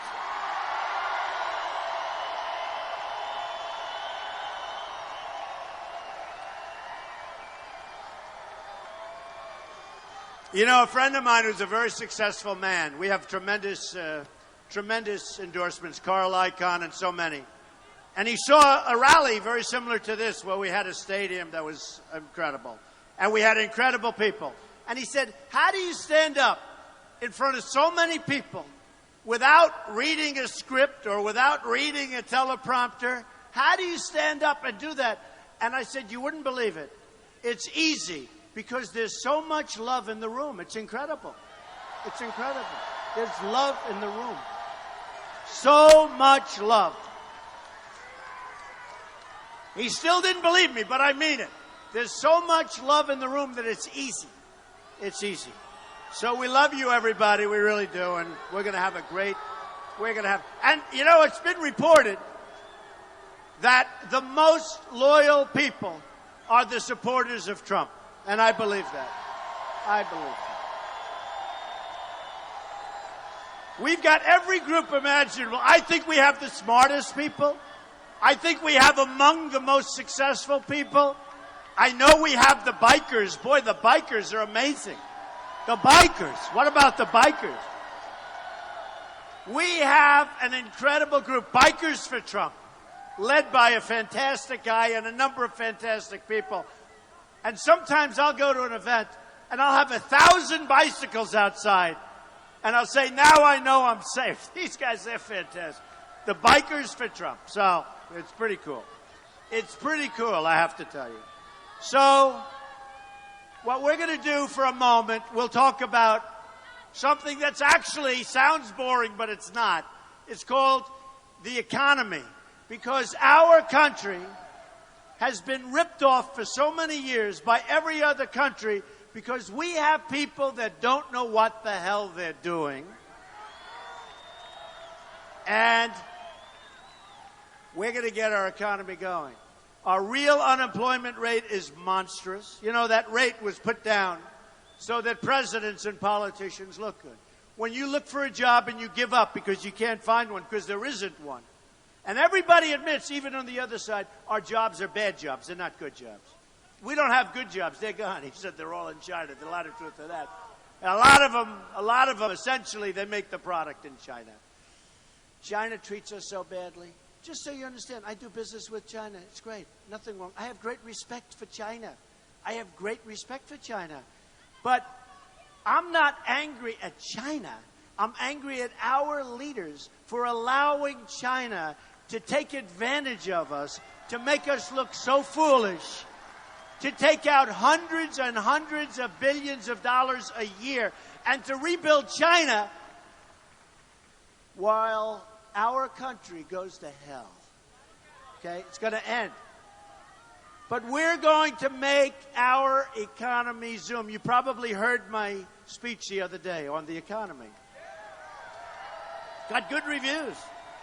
It got good reviews even by people that truly dislike me. Okay? That's a good sign. We're cutting taxes. Hillary Clinton is raising taxes. She's going to raise $1.3 trillion in taxes. Your taxes are going to go up. I'm cutting taxes. I mean, if I had one complaint from outsiders is saying, we're cutting taxes too much. But the truth is, that's going to bring jobs in. That's going to bring companies in. That's going to keep companies here so they don't move to Mexico and every other place you can think of. We're cutting taxes. Our economy is going to zoom. You watch. It's going to zoom. And we're cutting them for the middle class who have been treated so badly. And we're cutting them for corporations down to 15%. And the trillions, and that's a big cut, and the trillions of dollars that's outside of our country, it's trillions. That money, we're bringing a 10% tax where people can bring the money back in and companies can bring that money back in. They think it's $2.5 trillion. I think it could be $5 trillion. And it's going to come pouring back into our country. And it's going to be put to work. It's corporate inversion, folks. Companies are leaving our country, big, beautiful companies, firing thousands and thousands and thousands of people. And over the years, millions of people, thousands of companies. But companies are leaving to get their money because they can't get their money back in. Companies are leaving because taxes are too high. We're going to change it around. We're going to take companies in. You watch what happens. It's going to be, not since Ronald Reagan has there been anything like this. And you're going to be so proud of the end result. It's going to be great. But, additionally, we're not going to let our companies leave without consequence. So when we have a Carrier air conditioner, as an example, nice company, they want to leave Indianapolis, Indiana, which I like because I won that one in a landslide also. And Bobby Knight, the great Bobby Knight, was very instrumental. He's a great guy. But when we have Carrier Air Conditioning Company firing 1,400 of their people because they're going to go to Mexico, they're going to make air conditioners in Mexico, they're going to sell them across what will be a very, very strong border, okay? And they'll sell them in Indiana and all over the country. I'll tell them, I'm sorry, folks, those days are over. Don't forget, for years we've all watched, as our politicians said, we've got to find a solution to all these thousands and thousands of companies that are leaving. It's thousands. It's millions of jobs have left. They're going to all over. Mexico is unbelievable what's happened. I told this story over the last 2 weeks. A friend of mine, we're going to build a wall. Don't worry about it. We'll talk about it. Don't worry. We'll build a wall. People like that wall. We're going to build a wall. Mexico is going to pay for the wall. Don't worry about it. Don't worry. They're going to pay for the wall. But a friend of mine, he's one of the biggest in the world at building plants. That's what he does. He builds plants, meaning automobile plants, computer plants, some of the biggest, some of the best, highly sophisticated guy, does great. I said to him, how are you doing? A few weeks ago. And this is better than going out to the Wharton School of Finance and getting people to do a report. This is better than going to Harvard and getting a report. This is the ultimate report. It takes you 2 minutes, you know the answer, and you don't have to spend millions of dollars, right? And you don't have to wait a year and a half, and by that time it's too late, right? So I said to my friend, the biggest, he's the biggest or one of them, but he's a fantastic guy. He's doing incredible work. So I said, how is it going? He said, really great. I said, what does that mean? How's our country doing? Not great. Oh, well, how are you doing great? How are you doing great? He said, Donald, you have to see what's going on in Mexico. He said, I'm building plants. What's going on there, and he said this expression, is the eighth wonder of the world. The eighth wonder of the world. I said, Mexico. But our country, he said, it's all right, not great. But that's the eighth wonder of the world. You're sitting here right now, we're watching, we're all together, and right now we have companies that some of you people work for that are negotiating to move out of our country. And I've been watching. Hey, look at Ford, what they did. Look at so many companies moving to Mexico, moving to other places. But Mexico in particular, Mexico's going to end up being the car capital of the world. Ford, remember I've been talking about the $2 billion plant? I've been talking about it for 4 years, right? And I thought maybe by doing that, I talk them out. Guess what? They're doubling down. They're building more. They're expanding it. They're expanding it. So what does that mean for Michigan? It's a disaster. It's a disaster. When they make a car, we have to say, sorry, folks, sorry. We have to tax that car as it goes through our border. We have to tax that car. You can't fire our people. And one of two things are going to happen. One of two things. They're either going to stay, which is it, or we're going to make a fortune, okay?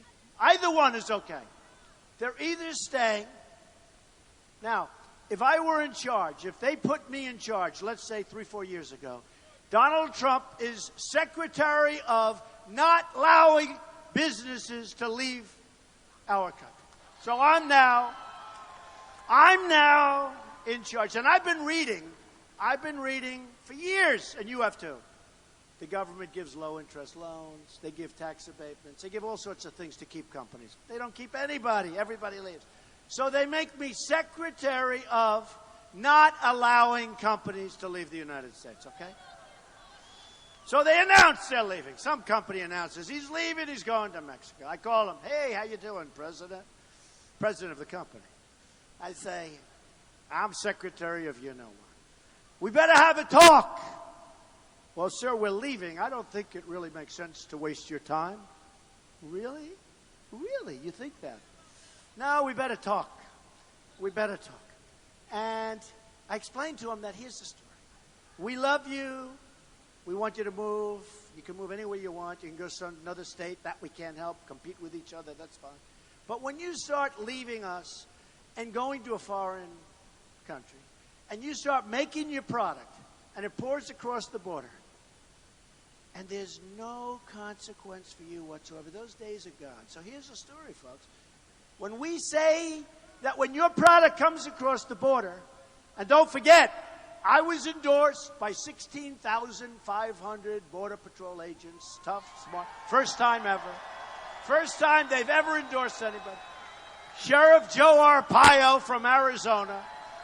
Great guy. Nobody knows the border better than I think he's been on the border for like 50 years. So I understand. And I understand what's going on. And they understand. That's why they endorse me. By the way, the Border Patrol agents have never done 16,500. They've never done it before. So when I say that when you make your product, if you leave, we want you to stay. But if you leave, you can have a 35% tax to pay as your product crosses our now very strong border. I would guarantee you, I hate to say 100% because 100% sounds foolish, right? But very close to 100% of the companies that I would speak to would not move. They may leave that state. They may even leave Florida for another state, although nobody leaves Florida. We love Florida, right? But they may leave Florida, or they may leave another state and come to Florida. And that's all up to you folks, okay? Give them a great deal. But they can't leave our country, fire all their employees, make their product, sell it across the border tax-free. Us, big, stupid people with open arms, please come on. Please come on. So we pick up unemployment. We pick up no taxes. They pick up massive jobs and economic development. We get nothing. They get everything. And it's always the way with our country for a long period of time. That's why we have $20 trillion in debt and going up rapidly. And it's so easy. And people ask me, well, why hasn't somebody thought of this before? And sometimes they don't think of it. But a lot of it is they're controlled by their donors and their special interests. They're controlled by PACs, a new word. They're controlled by their lobbyists. Hillary, you have lobbyists that have a sign. It says Hillary. It's emblazoned, right? Tattooed. It's tattooed right on their forehead. It says Hillary, the lobbyist. And they'll say, Hillary, you can't do that. That man gave you $2 million for your campaign. $2 million. $2 million for your campaign. You can. She said, you know, you're right. I really can't. All right, let the company move to Mexico. Okay. Those days. First of all, I financed my campaign. You know that. And I'm financing this campaign. So I'm in for like 60 some odd million dollars. Going up all the time. And I pride myself. You know, in the primaries, I spent just about less than any other candidate that did well.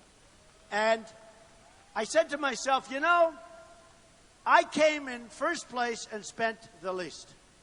Somebody else came in last and spent the most. And then you say to yourself, who the hell do you want as your president, right? Really. You know, in the old days, it was great if you spent the least and had the smallest payroll and you were number one, right? So the other day there was a story that Hillary Clinton has spent millions and millions of dollars with hedge fund people. She's taken in $48 million. I've taken, and I'm raising money for the Republican Party and the RNC, Republican National Committee. Reince Priebus, good guy, very good guy. But I'm taking in money. But I'm spending money for myself.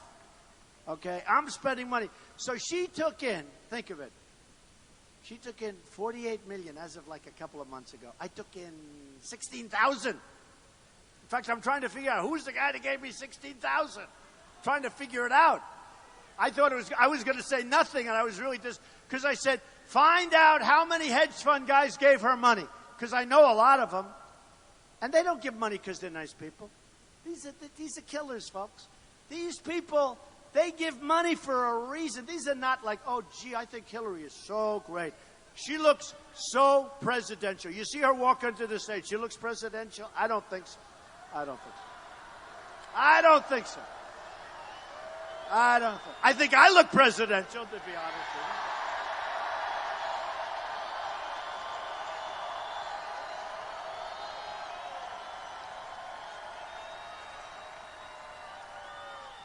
I mean, honestly, who do you think China would be more concerned in a negotiation with?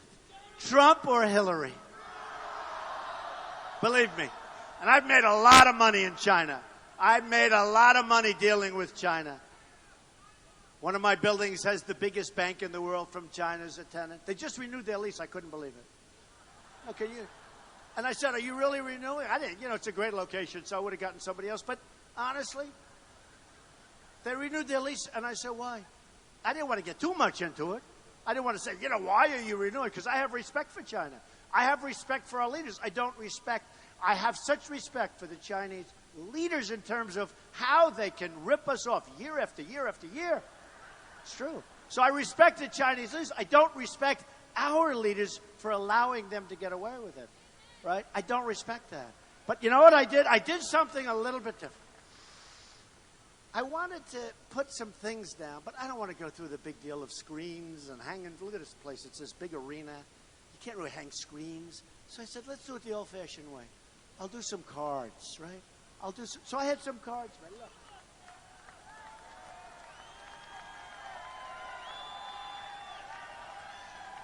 You know, not bad.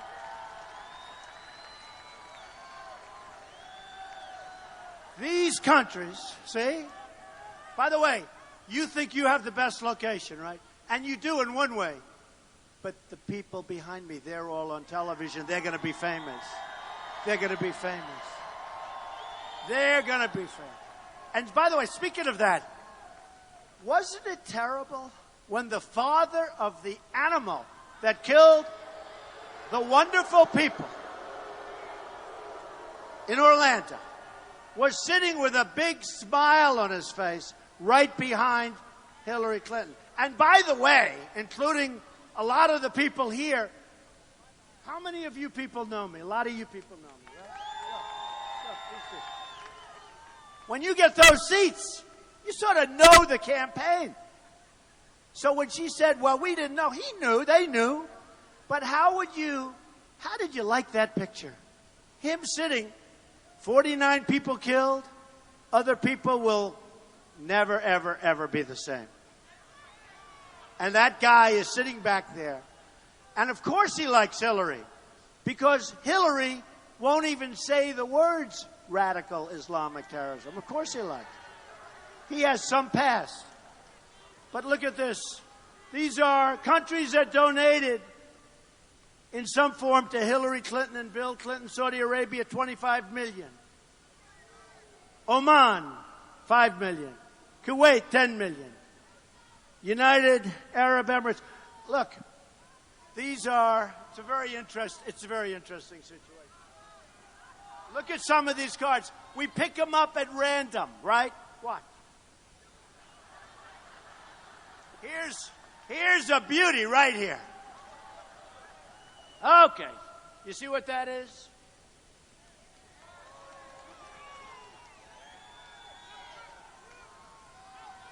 Look at that is a great looking group of people up there.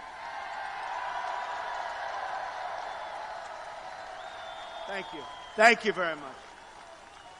Thank you. Look at this card.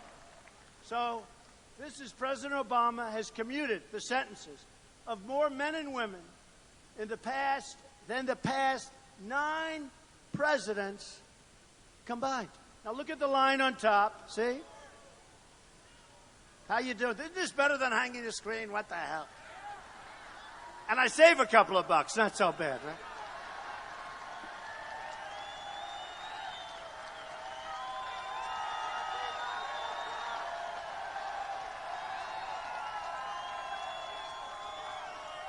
So look at that. I mean, look at the numbers there. 562. Bush was at 43. Clinton was a small amount, actually. Bush won 41. Reagan, very few. Even Carter, very few. Ford, very few. I mean, can you imagine that? Look. And these are, in many cases, hardened people. And they're out on the streets with you, folks. Enjoy your lives, folks. Enjoy your lives. Look at the line. Now, look. Isn't there just something wrong with that, in all fairness? We can all have our sensibilities, but isn't there something wrong with that? So that's another one. How's my card system working? All right.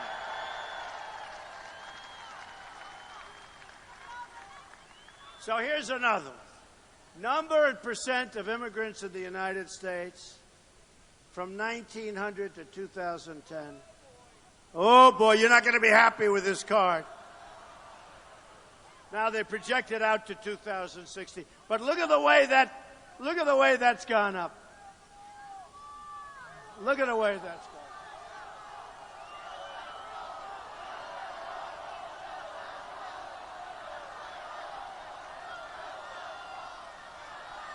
How stupid are we? How can we have leadership like this? Hopefully it won't happen much.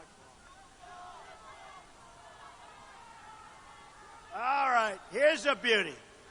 Here's a beauty. So, in 8 years, our national debt has doubled. It's going to more than double by the time it gets out. Look at that. It'll be at $20 trillion. Great job. Great job, Obama.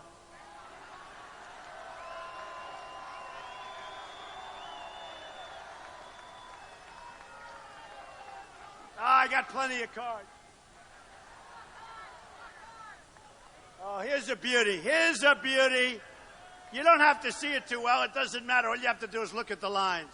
Obama. Obama.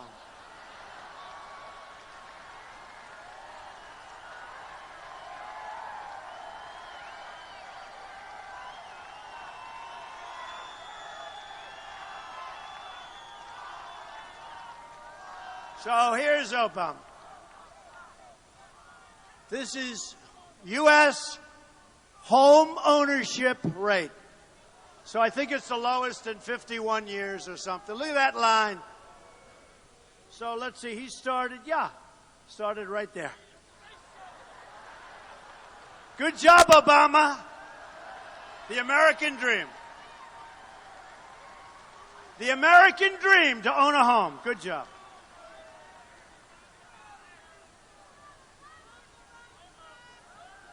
You think I needed to do this, folks? I could be home taking it easy. I could be at Mar-a-Lago right now, right? But I'd rather be here with you. Rather.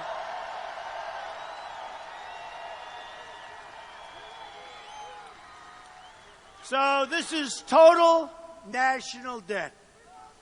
Okay? The beginning and today. Look at that. Isn't that wonderful? You know, the bad part about this, look at that number, look at those numbers, double, more than double.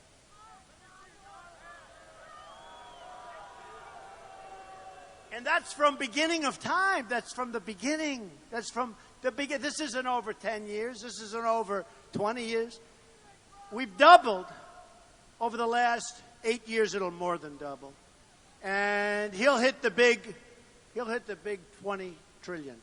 And what he's left for the next president, hopefully that'll be. We'll straighten it out, don't worry. Debt is something we can straighten out. We can straighten out. But Obamacare alone is going to explode. You know, it will explode. It's a disaster. You will be getting some of the great increases of all time in Obamacare. In Texas, going through Blue Cross Blue Shield, they had almost a 50% increase. It was just announced. On November 1st, they're going to be announcing numbers for your Obamacare increase. It's going to be election-threatening numbers. And they're trying to move the date to December 1st. We can't let that happen for all of the politicians in the room. All right, look at that debt. Oh, here it is. Here it is. Don't we love? Are we having fun with these stupid boards? We love these boards. They're so descriptive.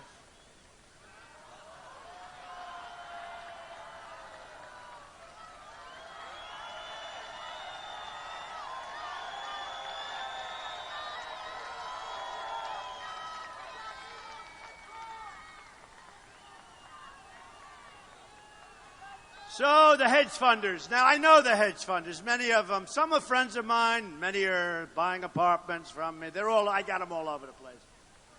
They're in my clubs. Nothing wrong. But these are killers, folks. These are not people that say, Hillary, I'm giving you $5 million because I think you're so wonderful. They don't want that. They give money for lots of reasons, folks. It's not because they think she's wonderful.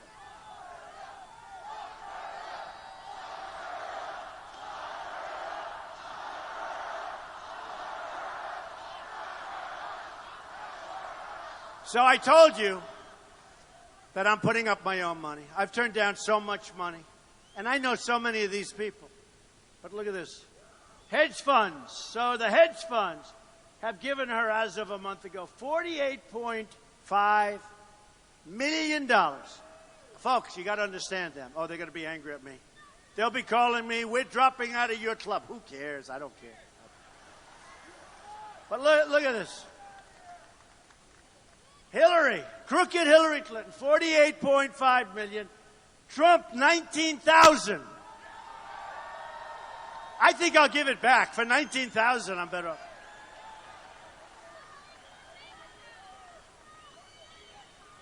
Actually, I was nice. Honestly, I was nice. They had a picture of Hillary that wasn't as nice a picture. It's true. I said, that's dirty pool. I want a really nice picture of Hillary, and they gave us a nice picture. Right? I could have given a less attractive picture. I said, I want to give her a nice picture. It's a nice picture. What I don't like is 48.5 million, because those people control those companies that move out of our country, that take in product from China, that do all of these things that are destroying us, that are losing our jobs. We don't make our product. It's all going to change, folks. And when these guys call me, I won't even I may take their call to say, hey, how have you been? How have you been? Other than that, no interest, folks. They will have totally control. They have total control of what's happening in our country. And finally, one more. Oh, this is a beauty. Oh, you're going to be thrilled with this one. Syrian refugees who people have no idea who they are. Hey, look, I have as big a heart as anybody. We want to build safe havens in Syria. We want to build places where people can be safe. We don't have any money. You know, in real estate, they call it OPM, other people's money. We will use Gulf state money. They're doing very little. They're doing very, very little. The one thing they have is a lot of money. And the one thing they won't have, if we ever left, would be their country, because it would be overthrown so fast. So we do a lot for them. So we have to help people. And so we build safe havens, or whatever you want to, however you want to define it. But we can't take them into our country, because we don't know who they are. We don't know where they come from. There's no way of vetting them. They could be ISIS. It could be the greatest Trojan horse of all time. In fact, they won't talk about the Trojan horse anymore. They'll talk about this. And they're being put all over our country. They're being put next to you in your neighborhoods. Nobody knows. Even governors and top people in states don't know where they're being put. But look at this card. Look at this. So this is us. Now, tell me, take a look at that. These are the months. Look at what's happening here. Look at what's happening.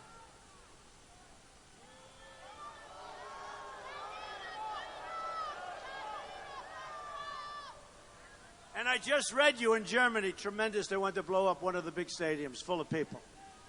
Look at this. Look at this. This is what's happening to our country. And we have enough problems. We don't need this problem on top of everything else. We don't need it. And here's the bad news. Hillary Clinton wants to raise the number that Obama's bringing in by 550%.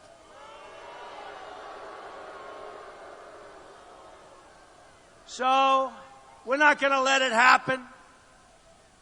We got to, honestly, we have an important election. We have justices of the Supreme Court that are going to be chosen. We have 2, 3, 4, could even be, under certain scenarios, 5. Could be a record number in the history of our country that the next president could even choose. It could be 5. Look, Judge Scalia was great. We want justices as close to that as we can get. We want justices as close to Justice Scalia. I picked 11. Highly vetted. I mean, just through Federalist, you know that. Federalist Society. So many people have said picked 11. Because, you know, as a businessman, nobody knew what was I going to do. They were saying, oh, maybe I'll put liberal judges in. Like, our presidents have done really great picking our judges, right? They've done really great. Look at what happened. Look at what happened to our picks over the last 20 years. Look at what we picked. And I will tell you, so I picked 11. Federalist Society, that's like the gold standard. And everybody is raving about the picks. I'm going to probably add 4 or 5, but also similar. But I use as a reference Justice Scalia. But think of this. If a Republican, meaning me, doesn't get in, Hillary Clinton will pick far left judges. She's under tremendous pressure because of Bernie Sanders. She'll pick far left judges, and we will end up being a large version of Venezuela. That's what's going to happen. That's what's going to happen. And we can't let that happen. And and I have to say this. I have to say it because the press doesn't tell you the truth. We have a lot of people, the Republicans, where it's a little hard for people. I'm an outsider, which is a good thing. I ran as an outsider. When I started running, just so you understand, I was very much an establishment person. I gave hundreds of thousands of dollars to the Republican RGA, Republican Governors Association. I give millions of dollars in campaign. I was like the ultimate, I was the fair-haired boy. I was the fair-haired, my hair, always my hair. But I was it is mine though, right?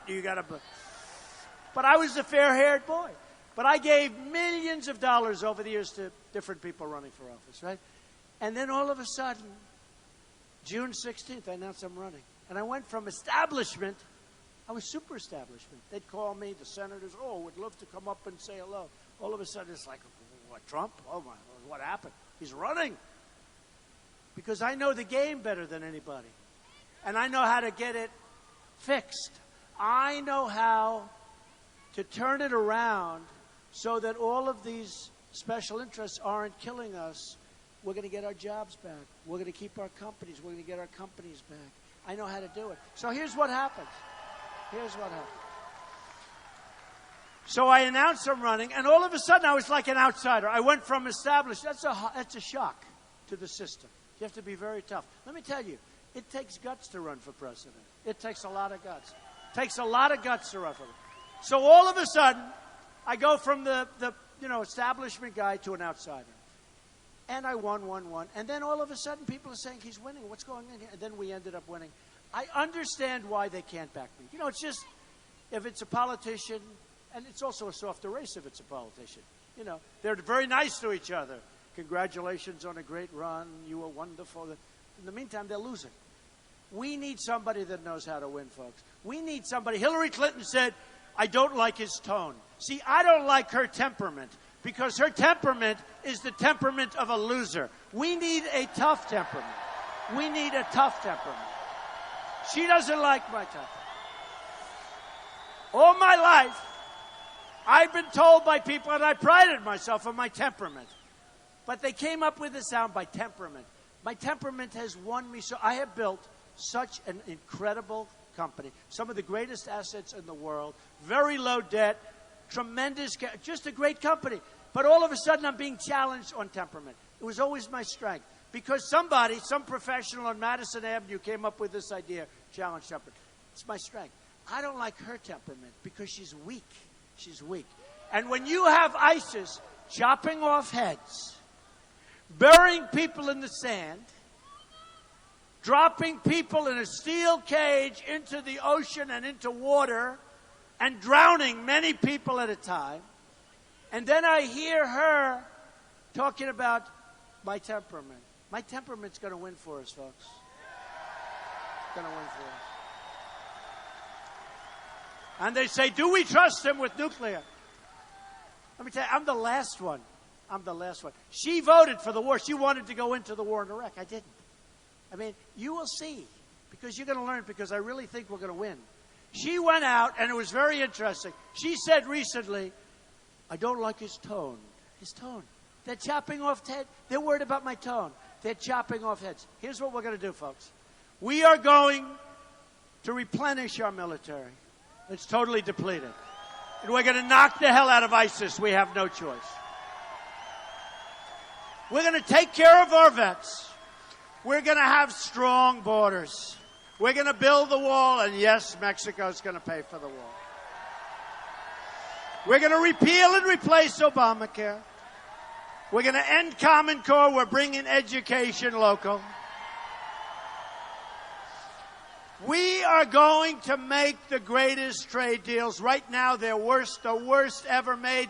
NAFTA's a disaster. We're going to renegotiate our trade deals. We're going to bring jobs back. We're not going to let our jobs leave. We are going to make America great again. Believe me.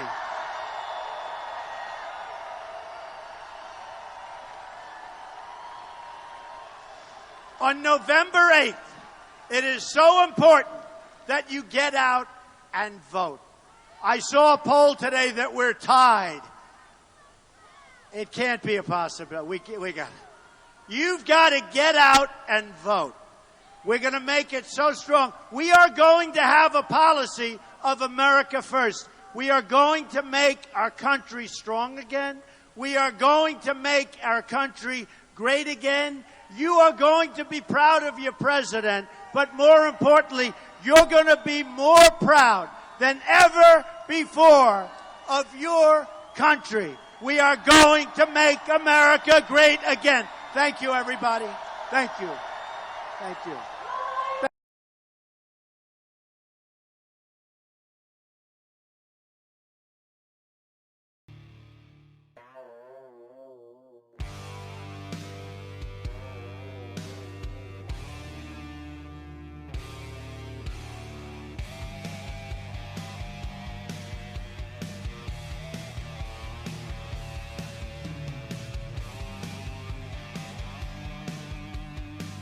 Thank you very much, everyone, for joining us and choosing us as your stream of choice.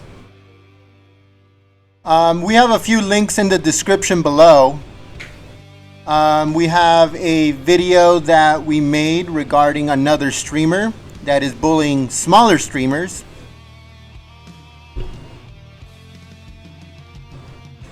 And also we have the following Trump rally, which will be tomorrow. That is also in the description below. Make sure you click on it and you set the notification to come and watch tomorrow's Donald Trump rally. I'd like to give a shout out to all of my moderators for keeping the chat clean and enjoyable for everyone. We had Brian Knight, we had Ruse on there, we had Sazzy, we had who else? Let's see. Let me just give a shout out to all of the moderators real quick.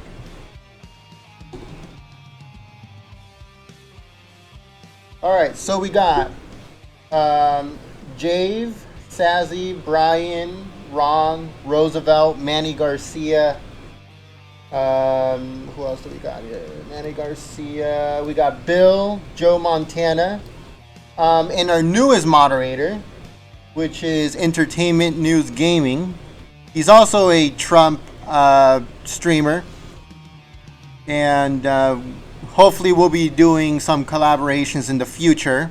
So keep an eye out for that. So yeah, guys, if you're new to our stream, please hit that subscribe button, hook us up with a like, follow us on Twitter, and like us on Facebook. If you guys want to watch the news, go check Adam's channel. That is also in the link below. He streams Fox News 24/7. So if you still like Fox News, go check that out. Until tomorrow, guys, have a good rest of your day, evening, morning, night, depending on where you're at. Hope you join us tomorrow. Until then, peace.